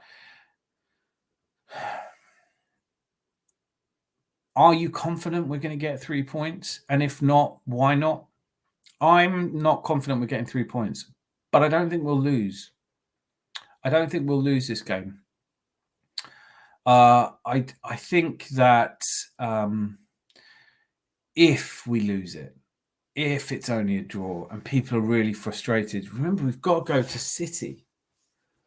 After this, we go to City. And that is where it starts to get... I mean, on the one hand, yeah, we've got all these games out of the way, right? On the one hand, no complaints about the fact we've got these out of the way. Irrespective of points league, anything, it's Spurs. We cannot lose to them. I know, but we have. We have lost to them. We do sometimes lose to them. I don't want to. Solanke, fit again. Van der Ven, fit again. They don't really have any major injury problems. I hate Spurs, and I hate the way they always play the victim game. They'll say, oh, you should beat us because we're only an underdog. I can't bear the idea of the shit we'll get from Spurs fans. Can't bear it. It'd be absolutely unbearable. I'd rather have a prime Kane than Haaland, and I ain't worried about North London Derby. We're going to beat them as we always do. The only team that concerns me is Liverpool. Can't trust them. Yeah, fair. I'd rather have a prime. That's a Hobson's choice. Thank you, though. Would I have a prime Kane over Haaland now? No, I would. No, I wouldn't. I don't like Harry Kane. I'm never going to like Harry Kane. I'm not a fan of Harry Kane. I don't get it. Don't like him. With any derby game, league form goes out the window. But if we can play like we did in the first half, as we did last season, we'll win. But we don't want another Raya cock-up. Well, for me, he hasn't looked like... He's looked great. I think our back five could be the reason we deserve to be confident going into it, because watching Tottenham against Newcastle, and that's like the second half where it really looked like they were going to turn the screw and win the game, especially after they equalised. And then that high line, that everybody... I mean, if you look at the average league positions of Tottenham, as I said, on Thursday, I'm going to do a proper match analysis. Please join me for that. We can have a proper discussion about the tactics, have a better idea of how likely Odegaard is to play. Possibly by then, Gabriel will have fallen on someone else and crippled him. Maybe Sterling. Isn't that the way of new players? But I think there are definitely ways to get at this Spurs side, and I do think they're going to struggle to score against us because Solanke hasn't scored yet. Heung-min Son, for me, drifts in and out. He's had one good game, two not great games. Timo Werner, Richarlison. Spurs make more money than us. Absolutely. We've got a functioning go-kart track under their pitch. They must coin it in. They've probably got like an amusement arcade, all kinds of things. Beyonce plays there. I'm pretty sure I saw the list of club revenues. Yeah, no. I mean, 4 years, Tottenham have been doing better than us. I think the tables have turned. I think our commercials are ahead of them now. Who knows, though? Somebody may end up sponsoring that stadium of theirs. Do you think we should club together? Hey, guys, maybe the Gooner channel could sponsor the stadium. We could name it whatever we like then. Ange Ball seems flawed. It depends on Arteta and his selection. Basuma is... Oh, is he? Is that a fact? Is Yves Basuma definitely out? Has he been at the Balloons again? I felt like Yves Basuma at Brighton, great player, kind of could see why we didn't go for him. A bit like Maddison. Good, not quite good enough. And then he's just been Spursy, hasn't he? 1-0 to the Arsenal, 1-0 to the Arsenal, 1-0 to the Arsenal, 1-0 to the Arsenal. Yes, BX Gooner 81. I think you've got one of the best profile pictures. Why have you gone with Team Wolf, though? Crazy, they own all that money and they're still shit. Yeah, I mean, you can't buy class, can you? You can't buy class. Tottenham.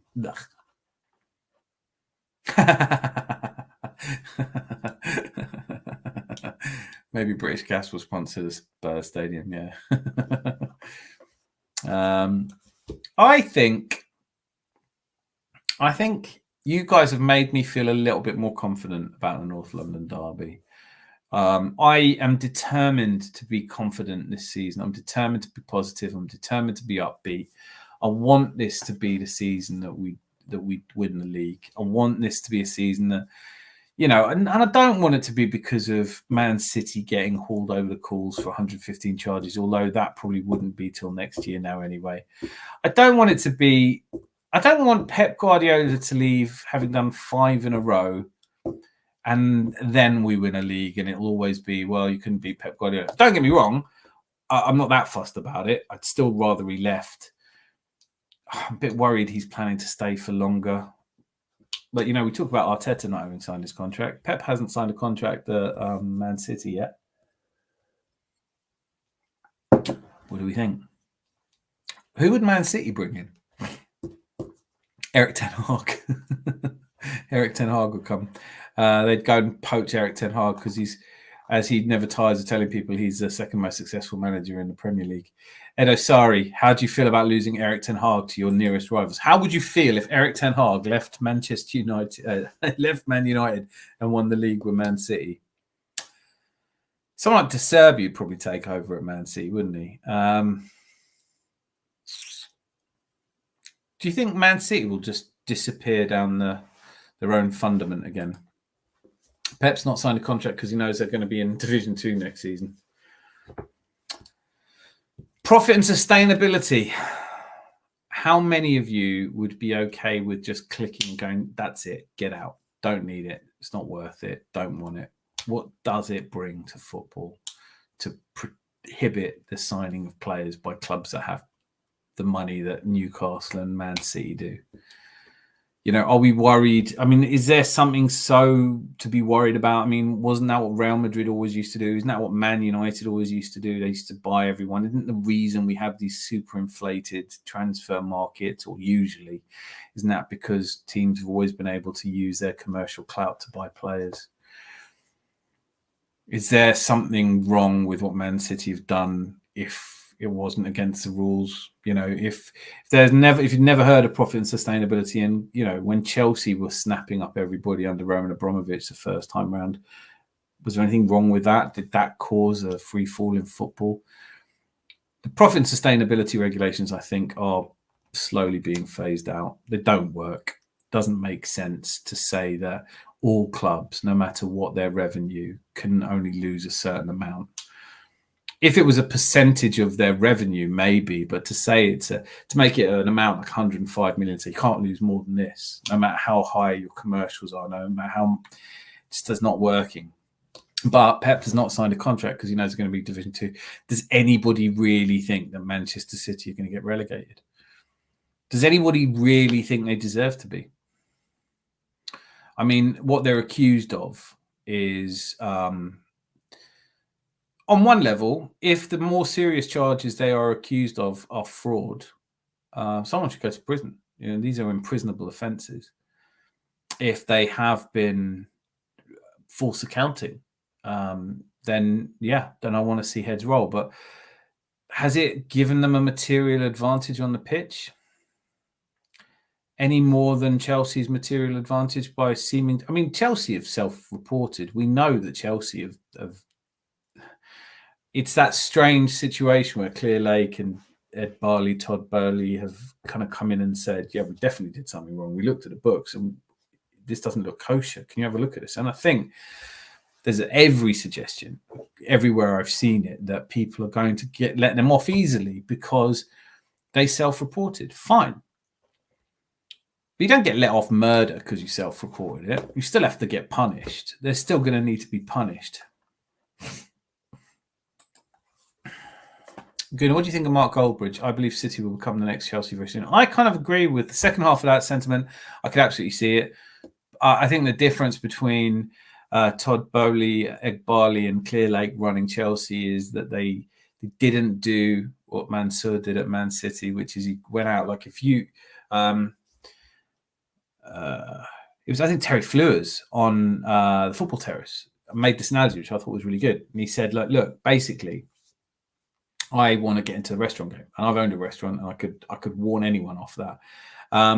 There's a lot of work, but he said, I don't really know how to cook, and I don't know how to run a restaurant. But if I had enough money, I'd go out and get the best chef and the best restaurant manager, and I'd make the best restaurant. And that doesn't always work.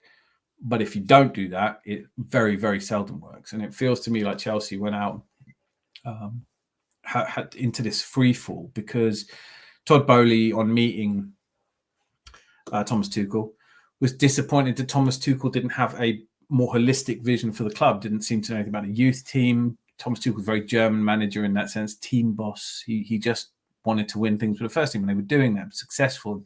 We know Chelsea fans only care about silver. They don't care about anything else. They have no history to speak of. Whereas at Man City, they sort of, and I talked about this in a video, Pep Guardiola, I've read several of his biographies, and what's really clear is that when he was at Bayern Munich, he realized where he'd gone wrong was that he couldn't build a club the way he wanted to with the kind of traditions and reputation that Bayern Munich had. The fans just weren't into it. They weren't there for it. And of course, you have all the players who are Bayern Munich players. There's an expectation. He needed a club that gave him full control and where the fans would put up with transformative, sometimes wacky stuff. And it worked. And he is a genius because he got it right. So I think if when Pep leaves, let's say he isn't staying beyond the end of his contract at the end of the season, if he leaves, if they apply the same thing and they go out, then everyone associated with Pep will have to go because he brought that whole team in. So they do face the kind of upheaval that we faced at the end of the Wenger regime. Man United, you've seen what happened when Alex Ferguson went. Jurgen Klopp may precipitate the same problem at Liverpool, although Liverpool as a club always had that tradition of having a boot room of the next manager to come in. There are very few clubs that manage that anymore. We briefly had that, with the Don Howe, Terry, we had a period where, but do I think that City will become the next Chelsea very soon? Not very soon, no, but possibly. And what do I think of Mark Goldbridge? I think he's a great comic character. I think he's really funny, but like a lot of them, like Roy Jennings, I liked for a long time, and then you just go off them. They just, I think he's a closet gooner, if I'm honest. People, I mean, in the parlance of YouTube channels, and I watch a lot of them, obviously, you get all this, twerking for likes. It's a Lee Gunnerism, I think. But I do feel like a lot of the non-Arsenal channels, whether it's the Football Terrace or Goldbridge, they tend to be on Arsenal's side when anything goes wrong. And I think it's because we have so many fans that watch videos. If you do a broadly positive spin on an Arsenal situation, you're going to do all right. City proved that you can buy championships. Before the Arabs arrived at City, they were a good average Premier side. They only became permanent since 2002. They're not even in the first Premier. Listen, I know all about that. What that doesn't prove that you can buy championships. What it proves, though, is, you go through the history of the Premier League and the First Division. It's always been rich clubs that win it. If you wanted to look at Blackburn when they won the league, it wasn't because they were skinned. Jack Walker pumped money in. Sutton and Shearer weren't thrown together from grassroots level. The richer clubs have always done well. The reason that we left Highbury was because we couldn't compete with Man United's commercial and match day revenue. And you need money to win. It's like Formula One, isn't it? You can't just go and buy a Formula One team and win. But you definitely don't win if you don't have any money. So I get your point. But if City proved that you can buy championships, where's Chelsea's championship? Where's Man United's championship? They've outspent Man City. It's hard because every time I say that, people say, "Oh, you don't know what Man City have really spent." No, I don't. I don't know what Man City have really spent. I don't know what they really pay Erling Haaland, but I'm sure as eggs is eggs that it ain't what they've listed it as. I would guess it would be about £900,000 weekly. he's worth it if you feel like he's bringing you the silverware he does. And let's be honest, the kind of money that backs Man City, the kind of money that backs Newcastle, it's a pittance in the scheme of the Saudi investment fund. Piff. It's not even a drop in the ocean. It's fractions of fractions to them. That's why profit and sustainability is such a misnomer, because there's nothing in question about the sustainability of a club like Manchester City, or like in this case we're talking about Newcastle. Perhaps under Jim Radcliffe, perhaps that's true of Man United. I don't think so. Certainly you would hope it was true of the Kroenkes. I mean, Stan is married to one of the richest women in the world, and he's done all right on his own as well. City have surpassed Chelsea, in my opinion. Yeah, City have surpassed everyone. City have done things that I think puts them out clear, which is why it surprises me that Pep's still there. It surprises me a great deal that Pep still has things to motivate him. What do you go for now? I mean, this Champions League format, I'm not sure this is going to... The Champions League format now, to me, looks like it's set up for a big club with big squad, because there's so many games, there's so many games. I don't know. This format's going to need some tweaking, but yeah, BX Gunner, I 100% agree. City have surpassed Chelsea. They've surpassed Man United. It's not what Cheaty 115 have spent on players. It's the money they've thrown to everyone else to get where they are. Offshore accounts are very tempting. Are you insinuating bribery and corruption of officials, or are you? What is it that you? What is it that you're suggesting? Where has the advantage come in having lots of money? I'm really Zanzibarian. I'd love to have a proper conversation with you about this, because I have some opinions. I've done some reading, but I'm open-minded to it. I will accept that I don't have I have not got enough information to have an opinion. That it's not a hill I would die on, but I do feel like there is more hope than honesty in people's attitude towards the City, and that they quickly call them cheating. I mean, you called them Cheaty 115. When I looked at the charges, those 115 charges are brought broadly into 4 categories. They're not really making a material difference on the pitch, honestly. The fact that Man City have put together a very good team. Yeah, Rodri, I think, should probably be Ballon d'Or winning. I think Rodri... Yeah, for me, Rodri is the best player in the world right now. I don't know if any one of you disagrees with me or not. I'd love to hear about it. Who do you think is better? Do you think any of the Arsenal players have a chance of making Ballon d'Or? But Rodri wasn't, Rodri has been... I would be surprised if Rodri earned what most Real Madrid players earn, or these clubs have been out there doing this for a long time. Juventus, Barca, the big clubs have been throwing money. I mean, Juventus have been caught cheating. I mean, there's a great book called The Dark Heart of Italy. It was written about, politics and football. It forms a part of it. And he talks about, the opinion of most teams around Juventus was always that they cheated. Zanzibar, you're on the shelf. You're on the fence a little bit there, aren't you? I say, are you insinuating bribery and corruption? Listen, I'm happy to listen. It's all opinions, right? We're not alleging anything, are we? I mean, if any of you are lawyers, let me know if we're all entering into a dangerous area here. But look, I would say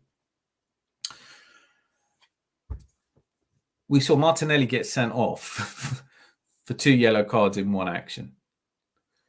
We saw the goal that we scored disallowed against Aston Villa for handball, where everyone touched it. It was like going of basketball in the area, right?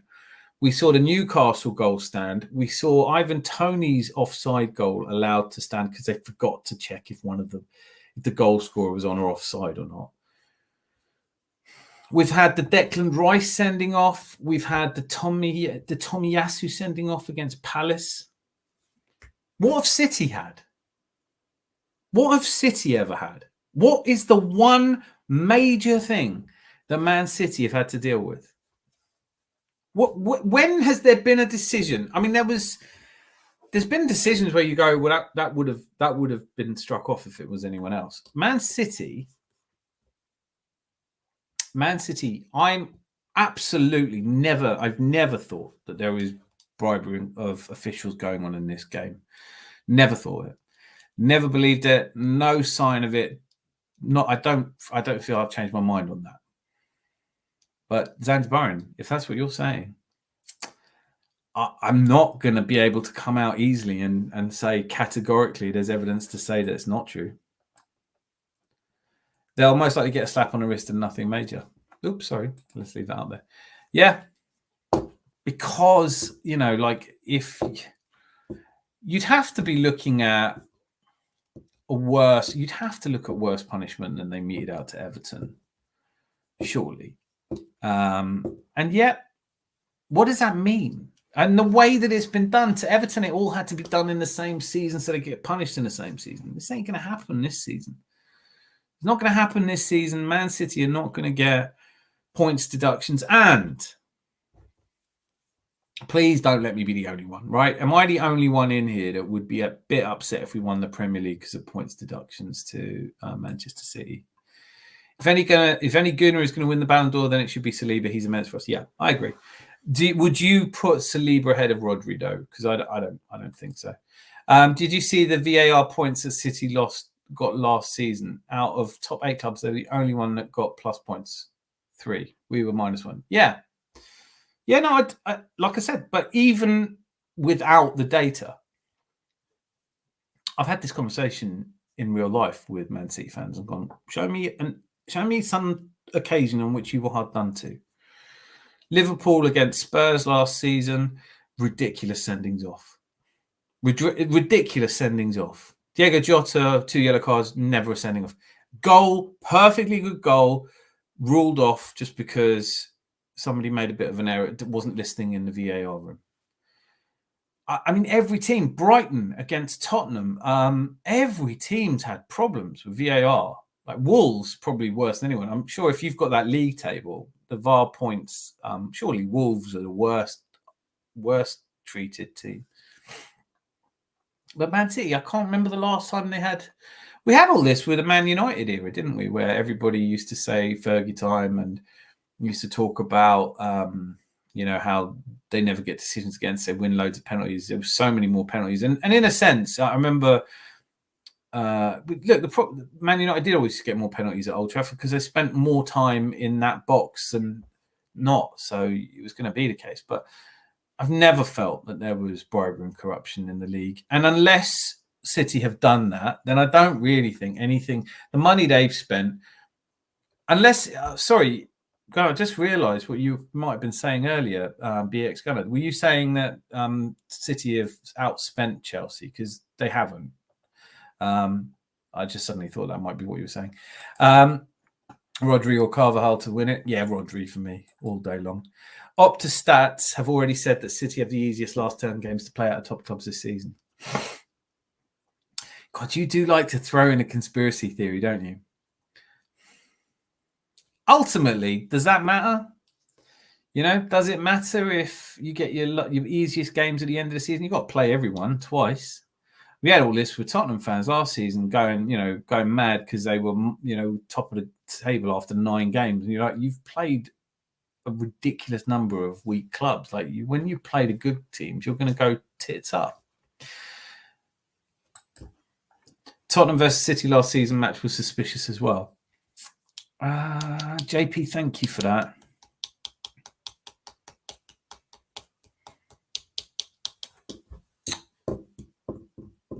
I remember it being furiously exciting. What was it that was suspicious about it? Jog my memory. No, I mean in terms of trophies and standing. Yeah, listen, that was my first inference, what you said, BX Gunner. Yeah, I think City now are the best team the Premier League has ever seen, sickeningly. And would it be nice if it was a team like, let's say, that hadn't spent a lot of money? would there be something truly? I mean, who would it be? Who's the last successful team? Leicester spent money. It wasn't like they didn't spend money. Who's the last poor team to win the First Division or Premier League? Let's take it all the way back. Who's the last? We're looking at, Nottingham Forest had dollars when they were doing it. Aston Villa spent a bit of money when they were doing it. Who's the last poor team to win the league? I mean, it's not Leicester City is the obvious one, but this is not a conspiracy. But at the end of the season, when players are tired, they have the easiest running. They did last season. Definitely had the easiest running last season. Well, let's just be that far ahead of them that it doesn't matter, that we win all our games. But the question is not conspiracy. Look, I'm not saying that it's a conspiracy they've got easier games or not. That's 100%. I'm saying, do you think that they've bribed someone to get the easiest games? That's what I'm saying. Do you think, are you prepared to put, I think you're allowed to say it. Yeah. Are they I honestly do think there is a conspiracy, and it's with the betting companies paying off refs. City winning league is the best earner for the bookies. I do a bit of sports betting. Is it the best earner? I think by now there's so much money going on City that if Arsenal won, they'd coin it in. But bookies make money whoever wins because of arbitrage. They buy and sell bets. This is a great shout. BX Gunner, Leeds in 92. I think you could be right. Yeah, I think you could be right. I would back that. I don't think anyone's going to come up with a better answer than that. Certainly your next one's definitely out. Blackburn were famously monies. Jack Walker, obviously much smaller amounts back then, but he went out and spent a lot of money. They were buying everyone. They had a great team that they put together. Wasn't quite enough. I mean, only won one Premier League. They didn't win the Champions League. But back in those days, the Champions League had only just become the kind of trophy that, English clubs were out of Europe for a few years, and then it, started to morph into the Champions League from the European champion, from the cup. Excuse me. Had to burp. Isn't that terrible? Blackburn. Nah, not Blackburn. But this can take some beating. I think Leeds in 92 probably are. I think BX Gunner has hit the nail on the head. I think Leeds in 1992, before the internet. I remember it well. Tony Yeboah. I do. And they had Cantona. And he wasn't cheap, but I think they did make money on him when they sold him to United. But some great players, some really good. I hate Leeds, dirty Leeds, but that was a good team. Last time I bet was on the Grand National. I picked 6, discarded 3. The 3 I kept, I had third place. 3 I dropped with first, second, and fourth. Never betted since. Betting is a mug's game. I've worked in casinos. I've owned an online gaming company. I've done quite a lot. People always say this to me. I have jumped around different jobs and stuff. But yes, I know quite a little bit about gambling and inside the gambling industry. And if you go into a casino, you are getting ripped off. If you go to a bookmaker, you're getting ripped off. That's how they make their money.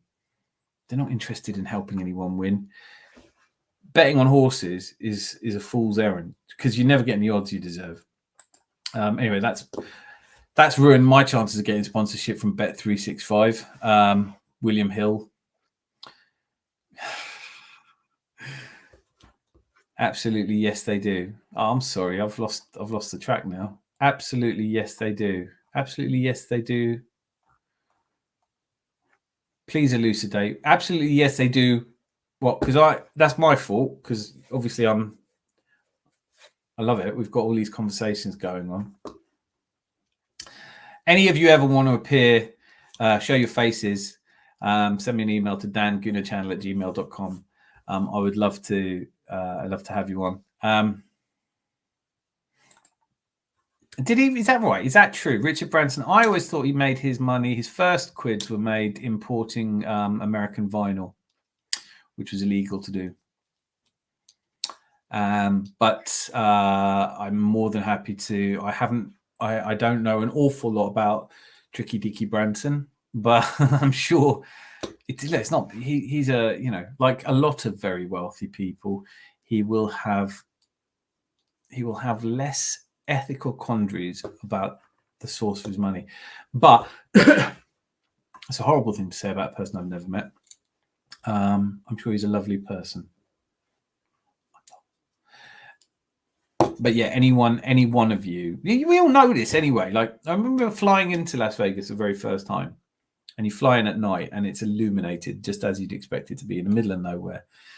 And you fly in there and you realize all of this is built on, you know, the passengers on the plane around you, the guy sitting next to me telling me he had a system for roulette, and I'm a trained croupier. So I'm like, it's a really simple proposition, roulette. They give you the wrong odds for probability. The probability of a number landing should be 35 to 1. They pay out less than that. That's how it works.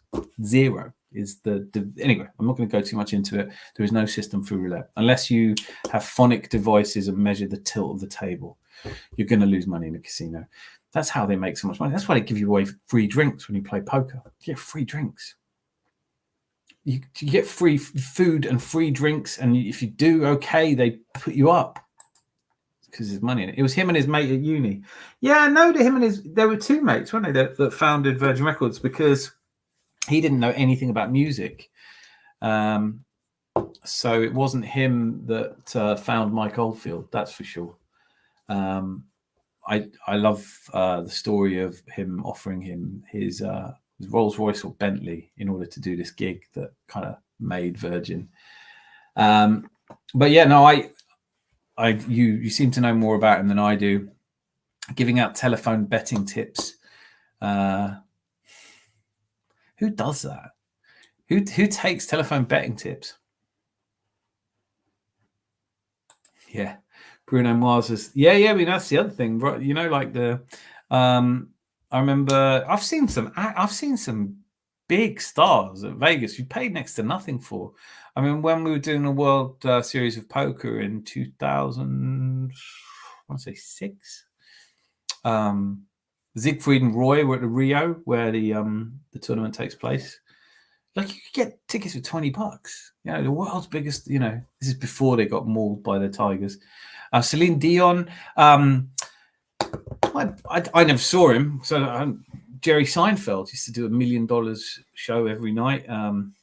You get the boxing. It's just, you got to think, this money all has to come from somewhere.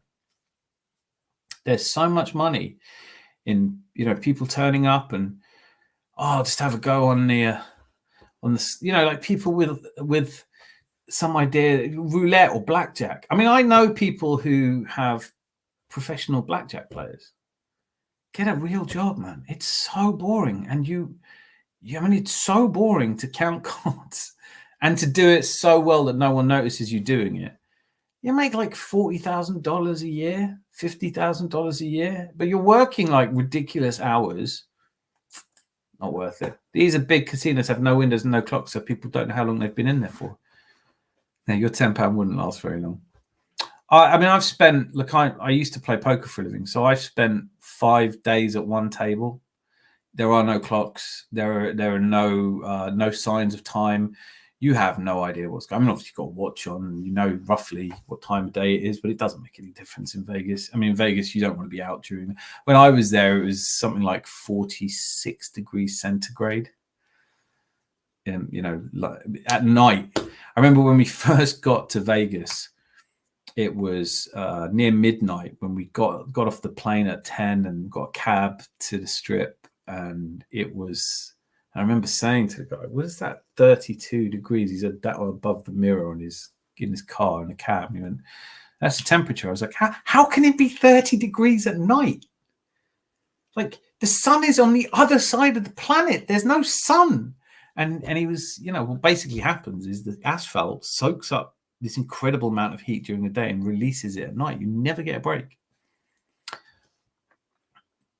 This is smart. See, BX Gunner, you are one of the smart ones. I spent a total of $5 on slots in my life, and that's about the extent of my gambling experience. Good for you, man. Gambling is terrible. Gambling is... listen, I am putting the kibosh here on any... Obviously, I'm not ever going to get sponsored by a gambling company, right?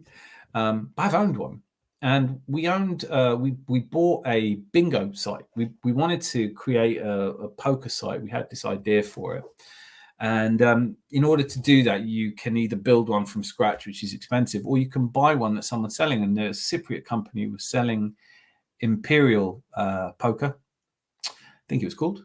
We were the poker syndicate. We turned it into, but he had bingo, and he said to me, "Oh, you want to keep the bingo going because that's where all the money is." And when we got the books, we had no interest in bingo, but it is built on. It is an awful industry. All I can say to you is that you'd see these logs of, a housewife logs in first time, gets her 10 free goes, and then she puts $10 in, and a week later it's another $10, then $20, $50, and you'd see it all the way up to thousands. And then they would change credit cards and do it again, and then another credit card would change, and then they disappear. And imagine, because it's so addictive. And it's insidiously addictive. You can't get away from it. You can't hide from it. I mean, just listen to Paul Merson talk about it. It ruins lives. Gambling is like marriage. You'll always end up skinned. Well, in marriage, so it depends on who's the bookie in that relationship, doesn't it? But I don't want to, I'm not here to preach, but as somebody that has had inside experience of how awful gambling can be in the lives of families, I hope no one ever. I do still bet though. I had a bet tonight on the England game. I bet on over 9 corners in the first half, and then I bet on over 2 goals in the second half. So I broke even. I'm shit at gambling, but then, of course, I am. Why would I be any better than a team of people with all the data? I don't have the data. But that's me putting an end to any possibility. I mean, I don't know who the first sponsorship of this channel is going to be. I tell you who else I'm not doing: manscaping. Not doing that. NordVPN. I've had NordVPN. I'm basically ruining myself now, aren't I? Tesco Elmhurst, if you want to sponsor me, who would you like to see us sponsored by on the Gooner channel? Do you think we'll ever get sponsorship? It's a better than average chance we'll never get sponsorship, especially the way I chat about different companies, isn't it? Blue Chew. What the hell is Blue Chew? What is Blue Chew? Is that like a young person thing that I'm missing? I don't know what Blue Chew is. Who's Blue Chew? Please tell me what Blue Chew is. I can't go to sleep tonight not knowing what Blue Chew is. Blue Chew, baby, I want you. I did think of creating my own vodka brand known as Responsibly. Oh, it's a generic Viagra.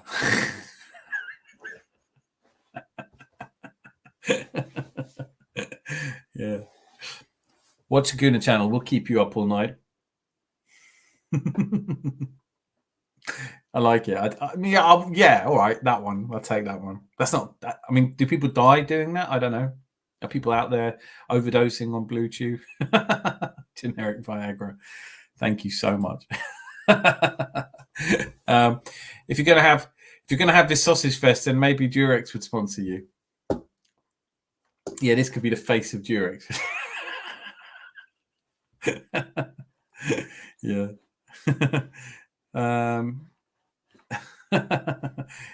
No, I think I don't think. Someone's going to sponsor us eventually, right? We're creeping up. We're doing better and better. We're not setting the world on fire, but we're building a nice community. I'm so grateful to you guys. We've got 2 new subscribers again tonight. It's sort of ticking up, but thank you to all of you. It's not about sponsorship. It's not about making money. I tell you what I love about having this community, having this opportunity to talk. It's maybe you feel the same way I do, right? That when I used to love watching AFTV, and then after a while I got fed up with it. I got a little bit fed up of the histrionics and the kind of the hysteria, and it didn't feel like football felt to me. That I've gone through various different channels, and I've come to the point where when I met Steve Knievel, who's somebody I met in real life who watches the channel, which is really cool. But we'd worked together before, so it wasn't, random. But he had found the channel randomly, so I guess in that sense, he said, and this really, Steve, if you're watching this, he said, it's about the nuance. It's about not just having a black or white opinion on stuff. And I know that what I love about this channel tonight and every night we do these lives is that you guys have really strong, intelligent opinions. You're not completely, one note. It's not Arteta in, Arteta out. I get so bored of the kind of basic level of the discourse and debate. All right, here we go. I'll chomp. What's the difference between 365 used condoms and a car tire? One's a good year. One's a very good year. There you go. I knew it. See, I thank you. Thank you. Called it. I stopped watching AFT when all my favourites kept getting fired. Who did you like that got fired? I like James B. I think he's good. I like Robbie a lot. I love Robbie. I'm a fanboy for Robbie. I think, people said, someone said recently all he did was go outside a stadium with a camera. It's like, yeah, that's all right. All the Wright brothers did was fly a plane. I mean, it's still a hell of an achievement. He kind of created this whole thing.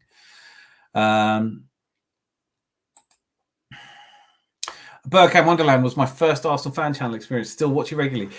I've listened to them on Spotify. I did not know that. Is there a YouTube channel for Bergkamp Wonderland? I found them a little bit neggy. Like you dip in and out of it. But I'm probably the same as you, and hopefully you're completely different from me, that you stay on the Gooner channel and it's your channel, right? You make it what it is, don't go. But, I drifted in and out. Rory Jennings I really liked for a long time. Kind of found him a bit one note since a while back. In terms of football, I like the Cannon podcast. I like George on that a lot. So I did not know that a Bergkamp Wonderland was viewable. So I'm going to look that up. I really appreciate you telling me that. But I didn't enjoy it a great deal. Arsblog, Arscast Extra. I like, but you have to give credit to him for. Everyone calls it the interlull now. Well, we're right in the middle of the interlull. That's one of his. St Otteringham's Day. That was Arscast, Arsblog. So some amazing content creators out there, and Ars Vision. James McNicholas. I like The Athletic. I think that's really good. Art de la Roche. If I had to recommend, if the Gooner channel and our small burgeoning community of brilliant people didn't exist, do you know the one I love? Handbrake Off. Amy Lawrence. I absolutely love. Thank you. I love this channel as well because it's balanced and level. It means so much to me that, because you sit here and you go on YouTube, and the reality is it takes ages for anyone to find you. Takes anyone. And I don't blame them. It's my fault. I don't really know how to edit properly. It's just my opinion that started it off, and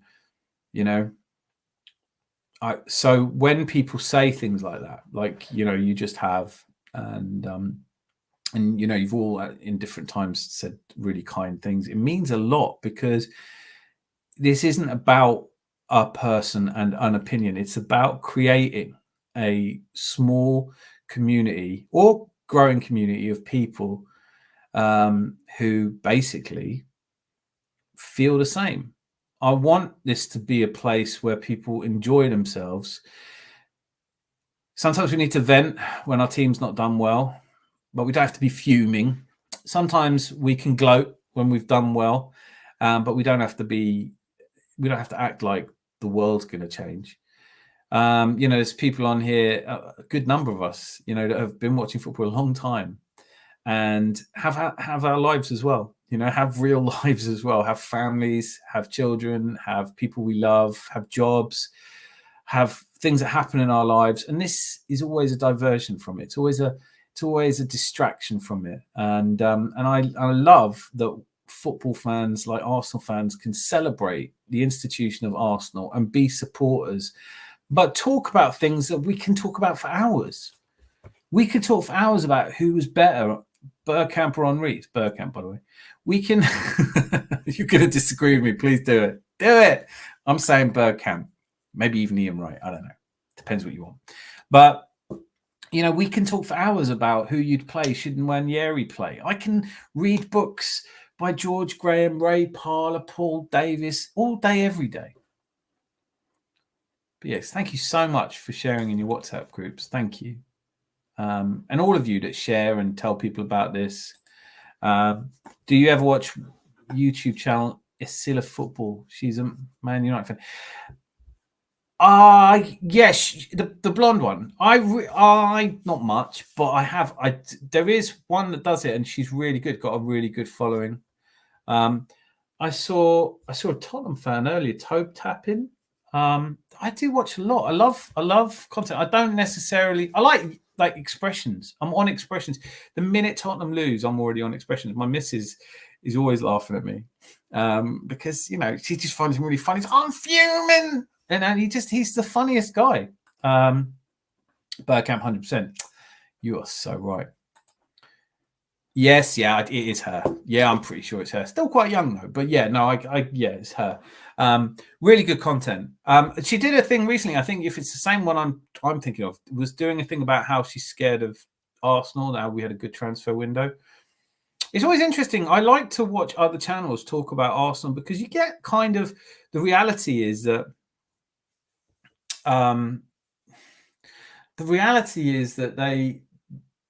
what they say amongst themselves is quite funny. Like, because they might go, "Oh, Arteta hasn't won anything," but that they secretly respect him and think that he's doing a good job. BX, do you know what? You have stumbled a subject. This is a guilty pleasure for me. One of the reasons I didn't do a live, this is terrible. I'm admitting this openly. The Tottenham channels have been having a go at each other lately. It's been so fun, but in a kind of, yeah, I mean, Hotspur. Here's one I really like. He never answers his comments, which is sad because I'd love to reach out to him. But the Hotspur hippie Tottenham away explosion of anger, and the United Spurs of America had just been going at it. Like, I hope that never happens here. I cannot imagine that ever happening here. But part of it seems to have come from the United Spurs of America. It was about money. It was about being promised money. And there is no money in this, so I can't promise anybody anything.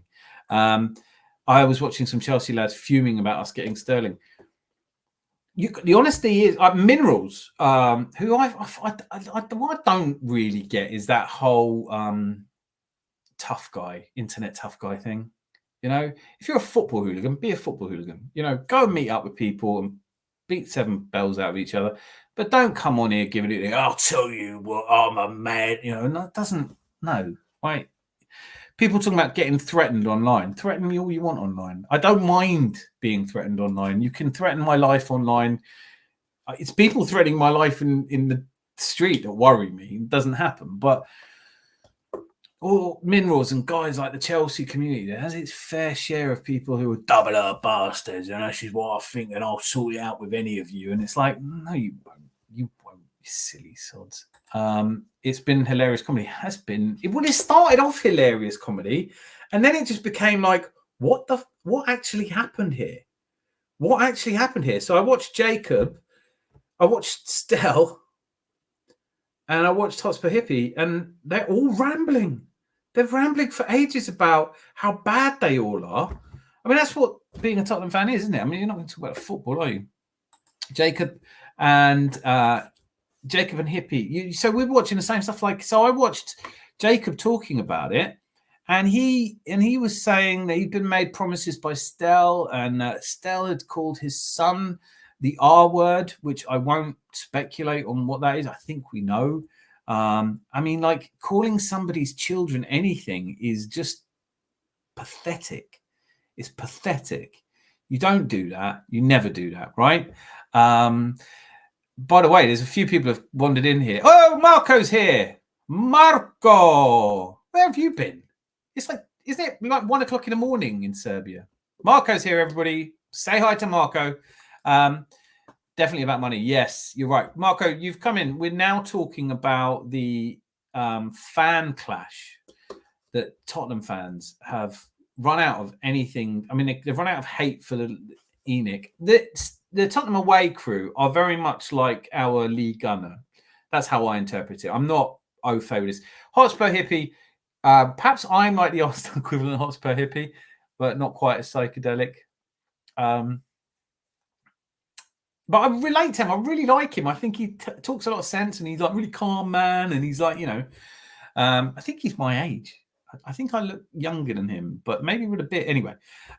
So I saw this thing on Sunday night where he was going at it against Stell, calling him all the words like you wouldn't expect a hippie to use.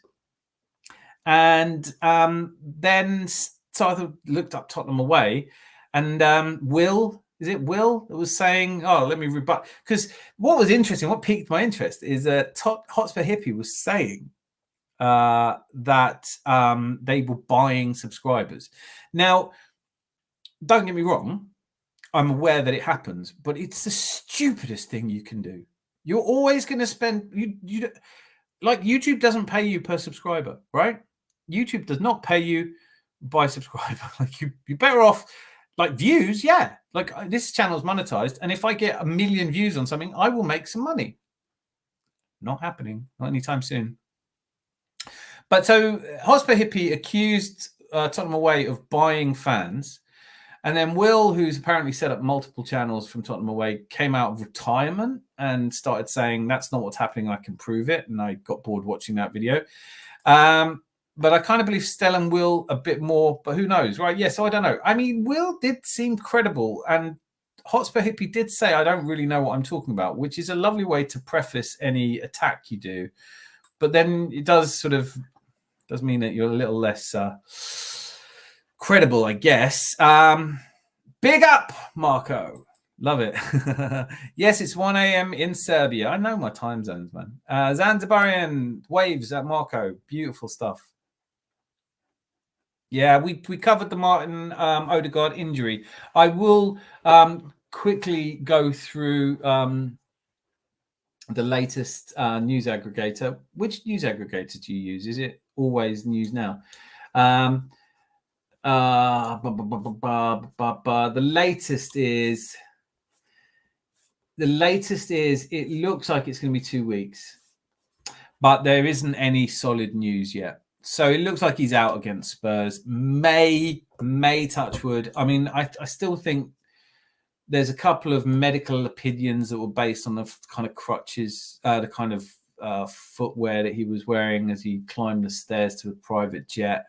I saw a medical description released by the Norwegian medical team where they said there are four categories of this. The final category will require, if there's some ligament damage, it's come away from the bone, then he might be out for months.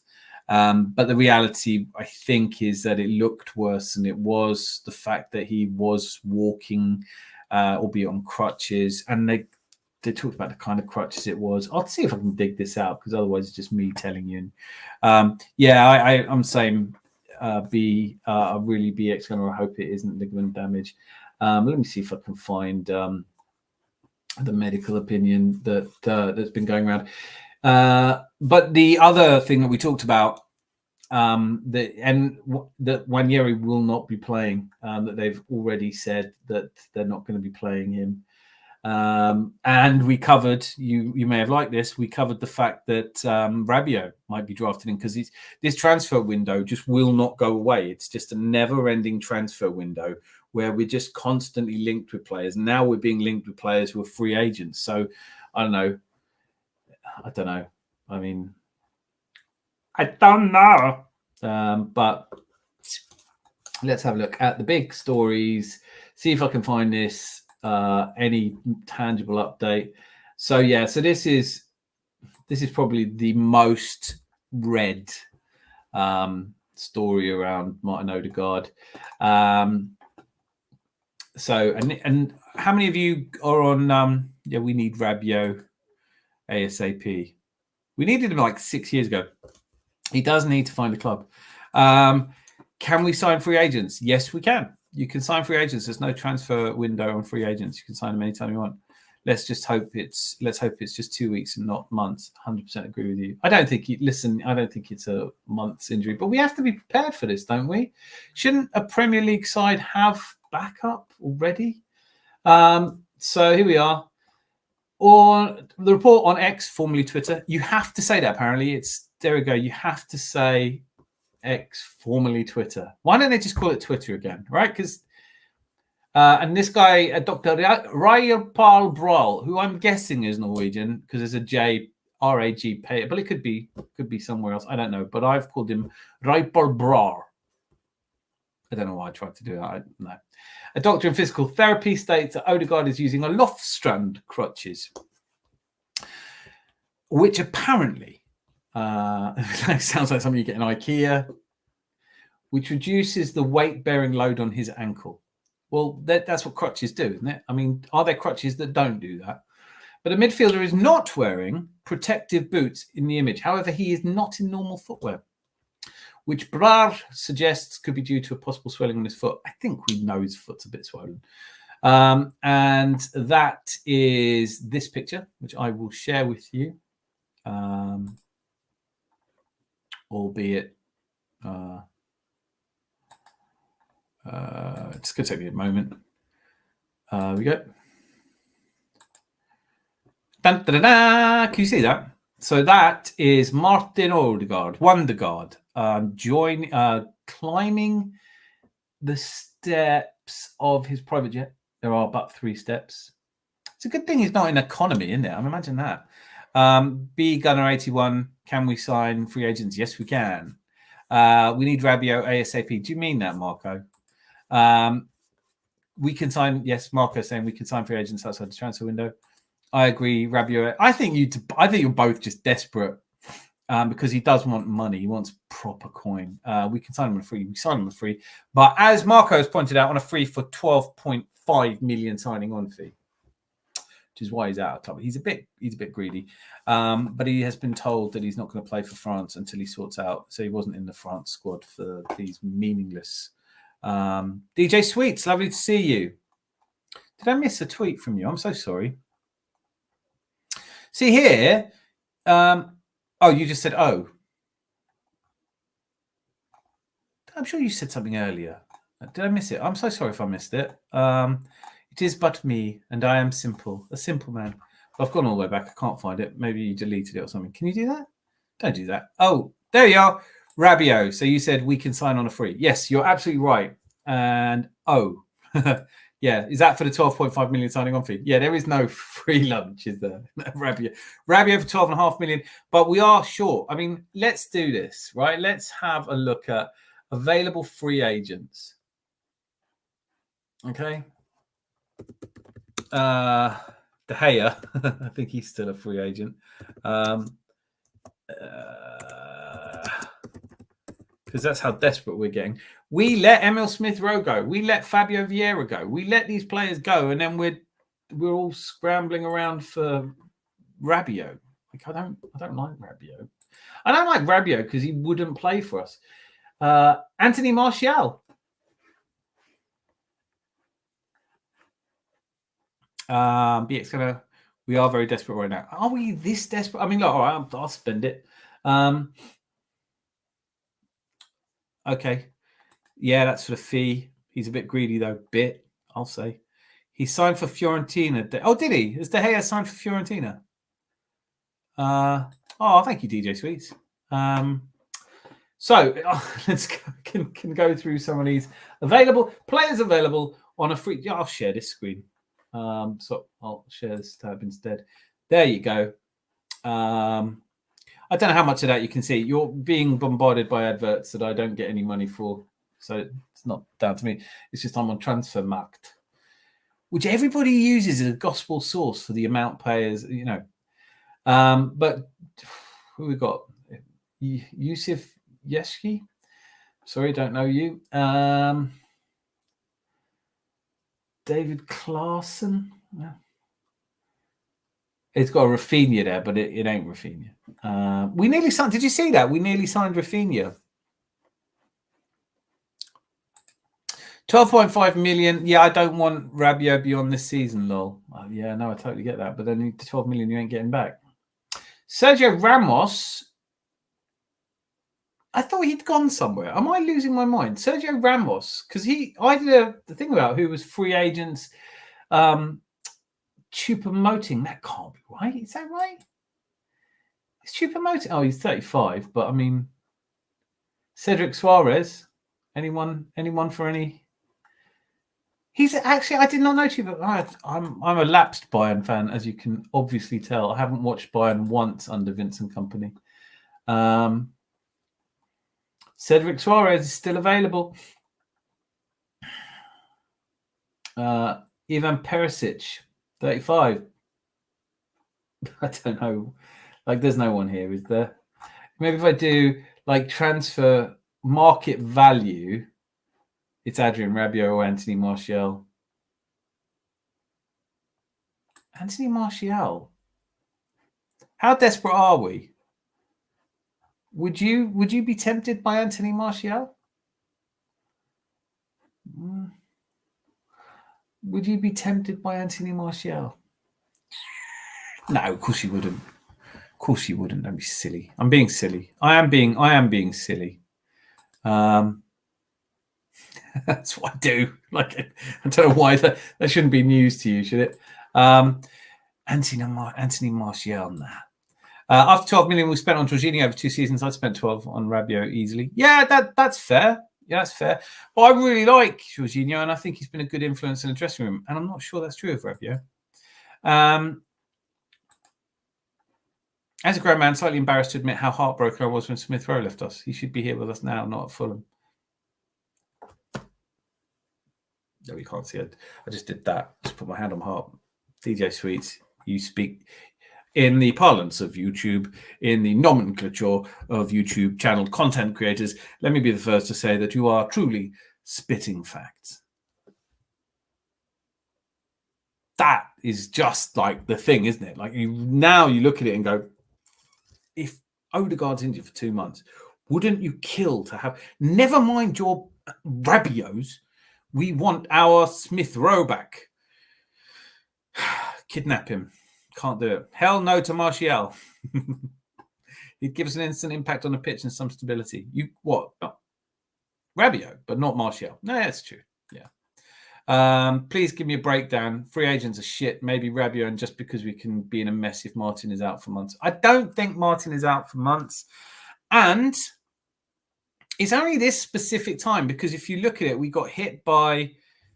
Oh, it's not just this specific time. This is a bad time because obviously they cleared the decks a little bit for Ethan Nwaneri, right? So they didn't want to have too many players ahead of him. They cleared the decks a little bit for Ethan Nwaneri, and they let Fabio go because apparently Fabio wanted to go. And God, does anyone miss Fabio Vieira? I never call him Vieira because it's just insulting to call him Vieira, but he's not an Arsenal player. I want to go home. I want to go home. I don't like it here. I want to go home. Go home then. So we let him go. But would you kept one of them if you were a bit more sensible? I said this earlier. If you did keep Fabio Vieira, I'm still not playing him instead of. I'm not playing him instead of Odegaard. But Emil Smith Rowe definitely would have played. Who? That's a big question. Who, what? You've got to write more than that. I'm not that clever. You know that, Zanzibarian. Fulham will sell... no,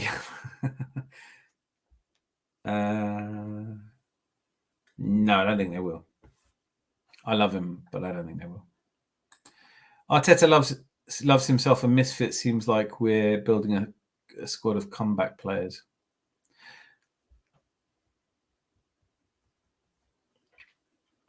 I don't really get that. Everything you've said so far has made sense, so I'm guessing this is my problem not understanding you. But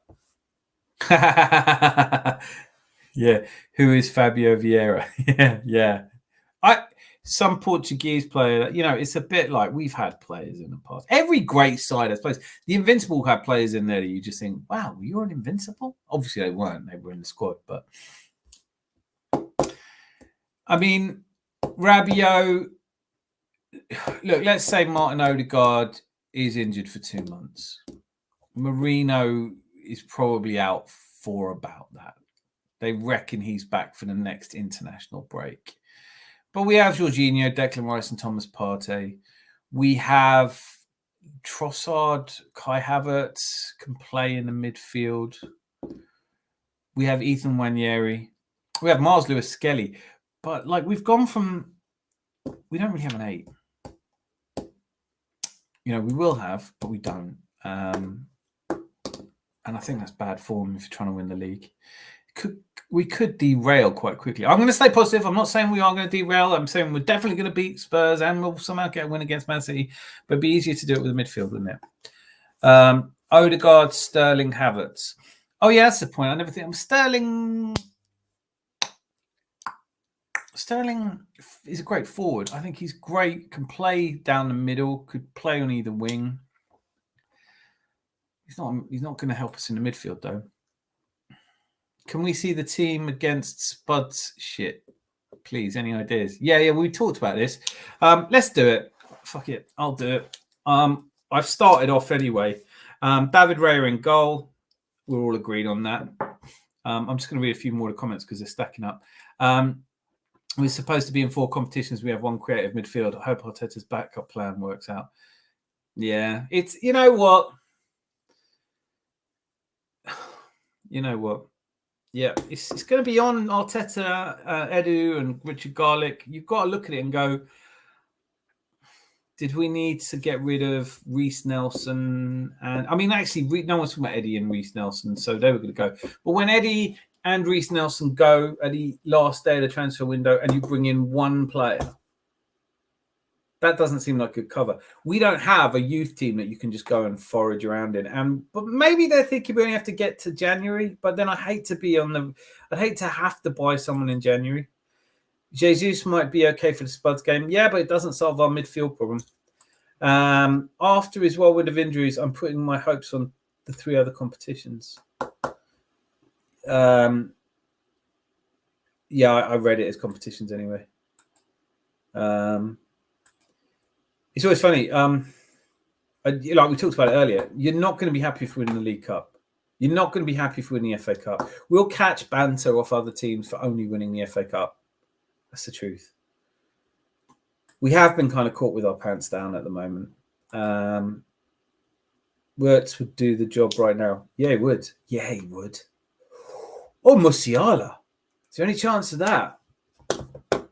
Oh, I love Florian Wirtz. Jamal Musiala. Danny Olmo. He was one that we weren't really strongly linked with, but I would have absolutely loved it. Yeah. Well, Anelka.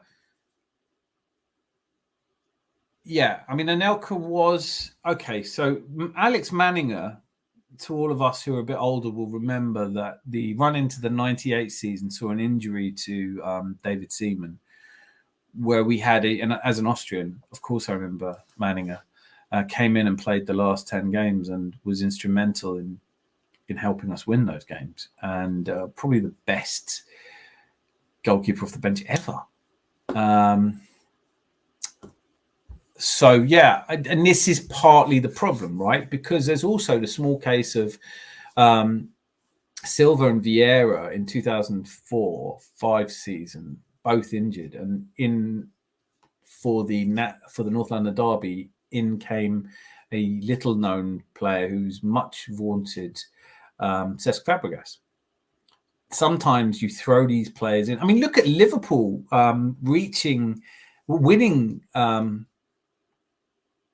the League Cup with the team they did. The kids, they had people that came off the bench I'd never heard of.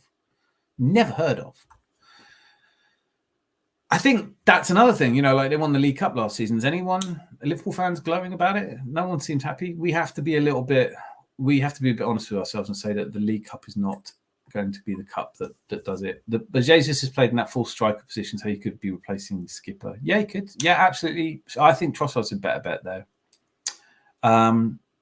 But what I guess I'm saying is that we roll the dice. What is wrong? What would be wrong? And some of you agree here. Wanyeri, BX Gunner 81. Anelka was brilliant, but head wasn't on the right at the time. No, I think we all know that his family kind of hurt him a little bit. Defo, we will know more after Spud's game. It would be the one without Rice and Martin. Yeah, I mean, Thomas Partey, Jorginho. For me, it's Thomas Partey, Jorginho, and Havertz probably. I'd probably play Havertz in the Odegaard position. So anyway, I was doing this. So David Raya in goal, Ben White at right back. We're all agreed, aren't we? Left back, should we all just say? Shall we say on that DJ Sweets?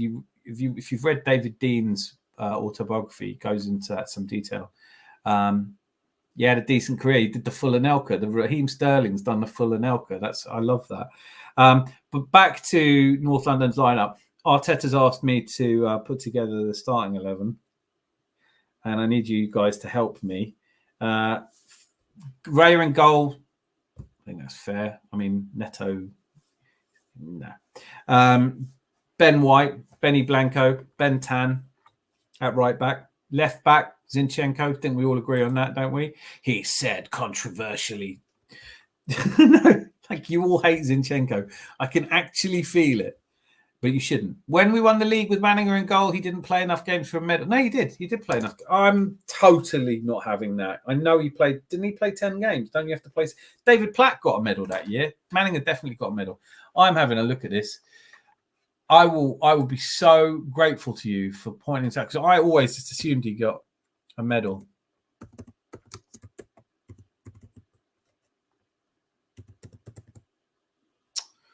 Someone look this up. I'm not quick enough. Did Manninger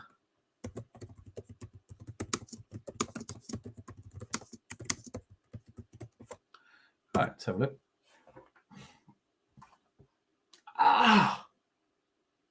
Oh, yeah. So, yeah, he was awarded one, but you're absolutely right. He did not play enough games. How funny.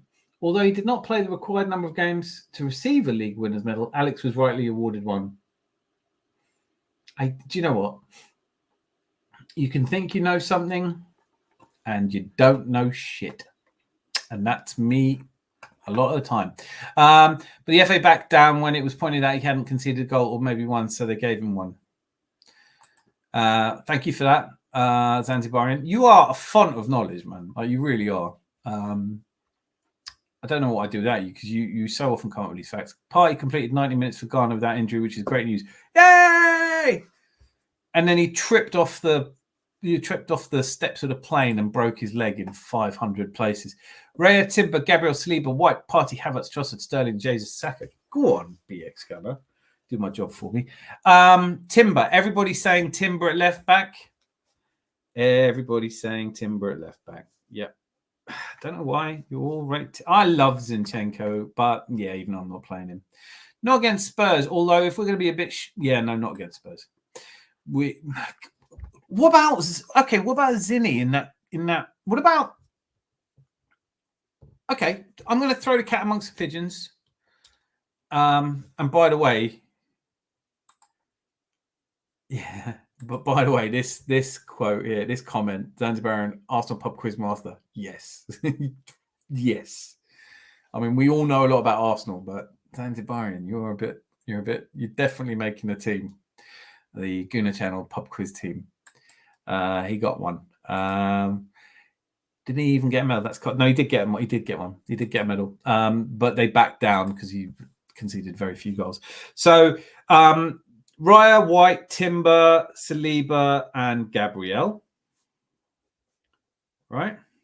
At least we're not playing Holding. Did anyone see that Holding's deleted Palace off his Facebook and everything?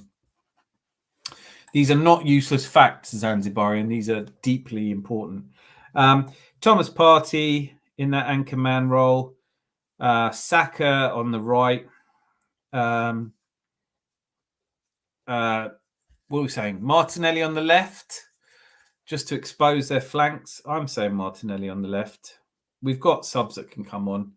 Havertz in the left. No, I can't do that. So, probably Jorginho. What did you say? I have to go back and look at this. So you're saying Raya, Timber, Gabriel, Saliba, White, then Partey, Havertz, Trossard, Sterling, Jesus, Saka. Meh. I think I'm going to go more conservative than you, and I'm saying Jorginho, Thomas, double pivot. Just ahead of them, I will go Trossard. And then I'd have Havertz up front, flanked by Saka and Martinelli.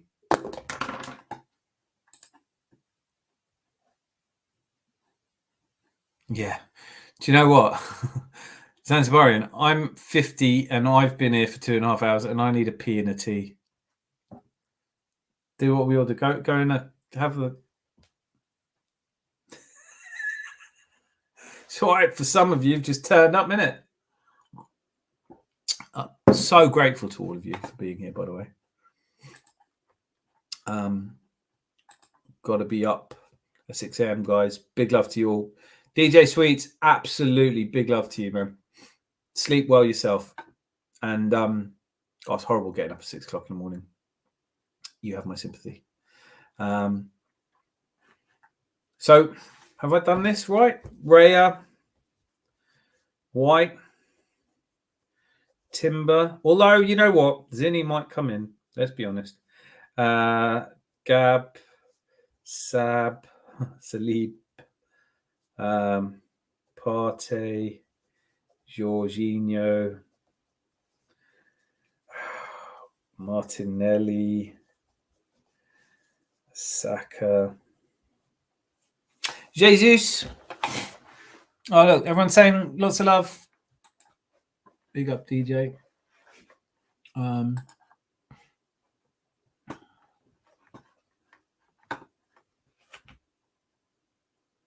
Sure, it's getting on a bit now, isn't it? It's 12:30, guys. Is anyone else, is everyone else just going to agree with the... I'm almost certain that everyone's going to agree with BX Gunner, apart from me, that it should be Raya, Timber, Gabriel, Saliba and White. That's a given, right? But then Partey, Havertz, Trossard with Sterling, Jesus and Saka. So everyone's saying that? I would be so amazed if that wasn't your consensus. I'd be absolutely... I'd be shocked to my marrow. Oops, what just happened there?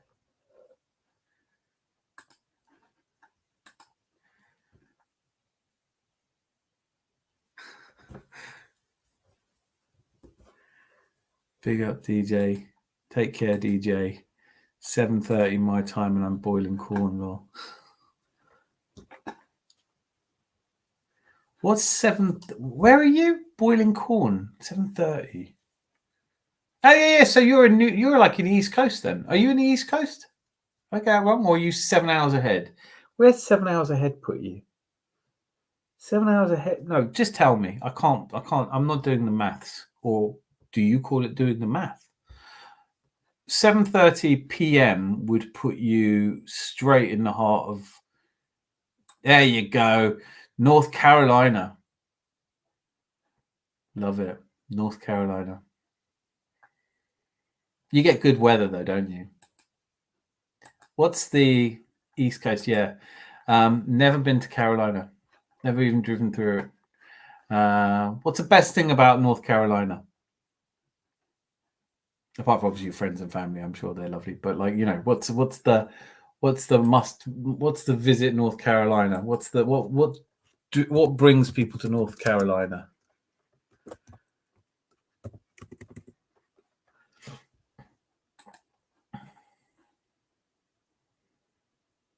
And do you hate South Carolina? Tend to agree with me. Do you agree with me or everyone else? Because I think I'm different from all of you. I would play Havertz up front with Trossard just behind the false nine. Just try those two with Martinelli and Saka.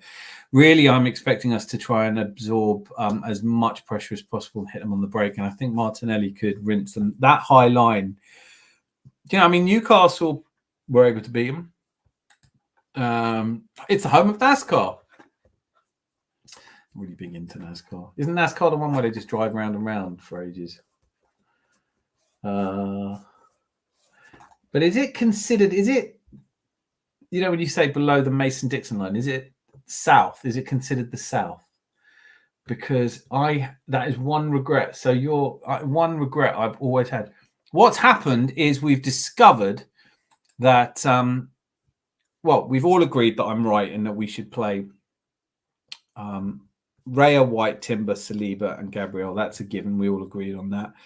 Thomas Partey, Jorginho in the 8, Thomas in the 6, Jorginho in the 8.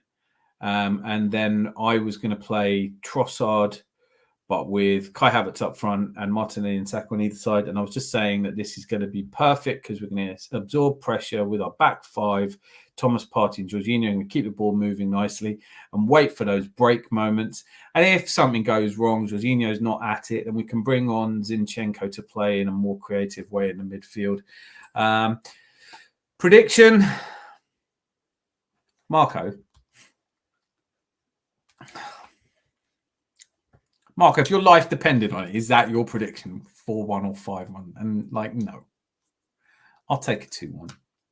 2-0. Actually, I don't want us to concede. I'd like it to be I don't give a shit. Honestly, don't give a shit. If it's 1-0, if we score a fluky goal off someone's backside, anything. How are Spurs going to score?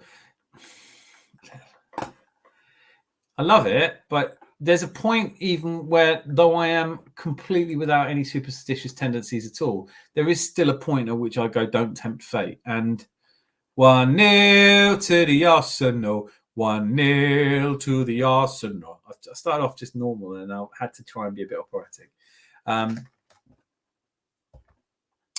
How are Spurs going to score? I hate to say it, but what if Richarlison scores a hat-trick? No, but in all seriousness, they did just spend 60-something million on Dominic Solanke.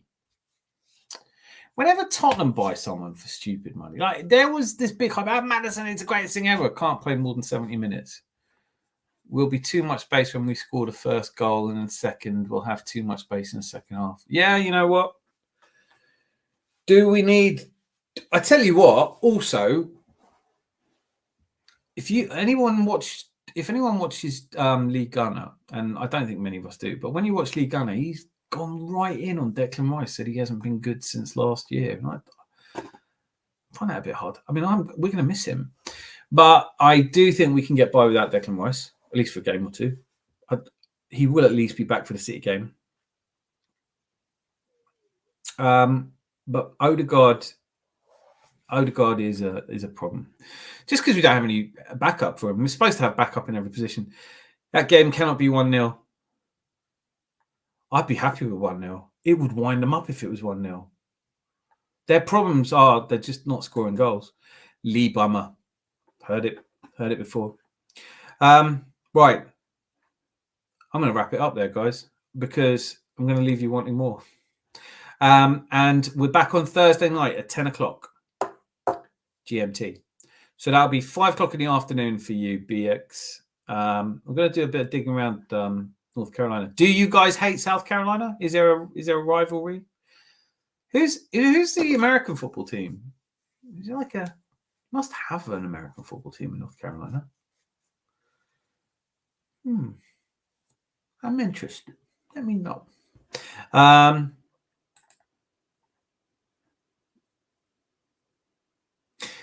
Interesting. Interesting. Well, so maybe it's a good thing he's out for this game, but it's a shit thing that he keeps playing for England, no? Not really, though. So, Carolina Panthers. There you go. I bloody knew it. Charlotte FC. I don't watch any MSL. I used to. I used to bet on it. When Vieira was in charge in New York, I used to quite like it.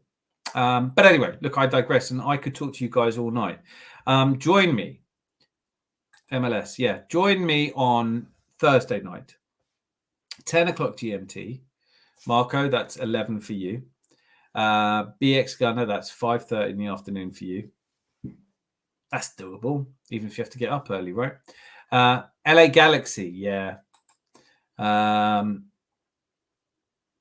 And to everybody else, wherever you are, and thank you so much for watching. I was only doing an hour tonight. It's gone on for 2.5 hours, 2 hours, 40 minutes. But we have got a couple of subscribers, and we've had great debate.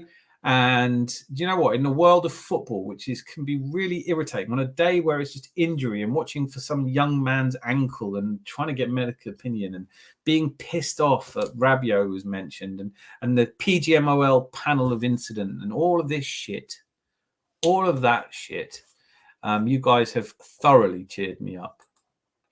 I'll be here 100%. I look forward to seeing you. A Zanzibarian. 10 p.m. GMT, you mean BST? Well, Greenwich Mean Time is adjusted for British Standard Time, right? I'm not 100% sure. But yes, I think because, listen, nobody's... Do you know what, Zanzibarian? Let's just do this as a deal.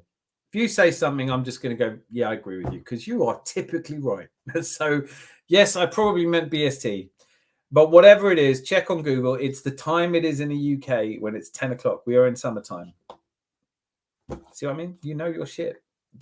You're one of those people I'm not going to argue with. If you tell me it's raining, I won't check, right? Good night, guys, and big up. Good night. From the bottom of my heart, thank you for being here. I've enjoyed the crap out of it. Let's do it all over again on Thursday. Till I see you again, be lucky and lots of love. Oh, and I'm just going to say, TTN, folks, enjoyed tonight. Be lucky, lots of love, and what do you call a dog with no nose?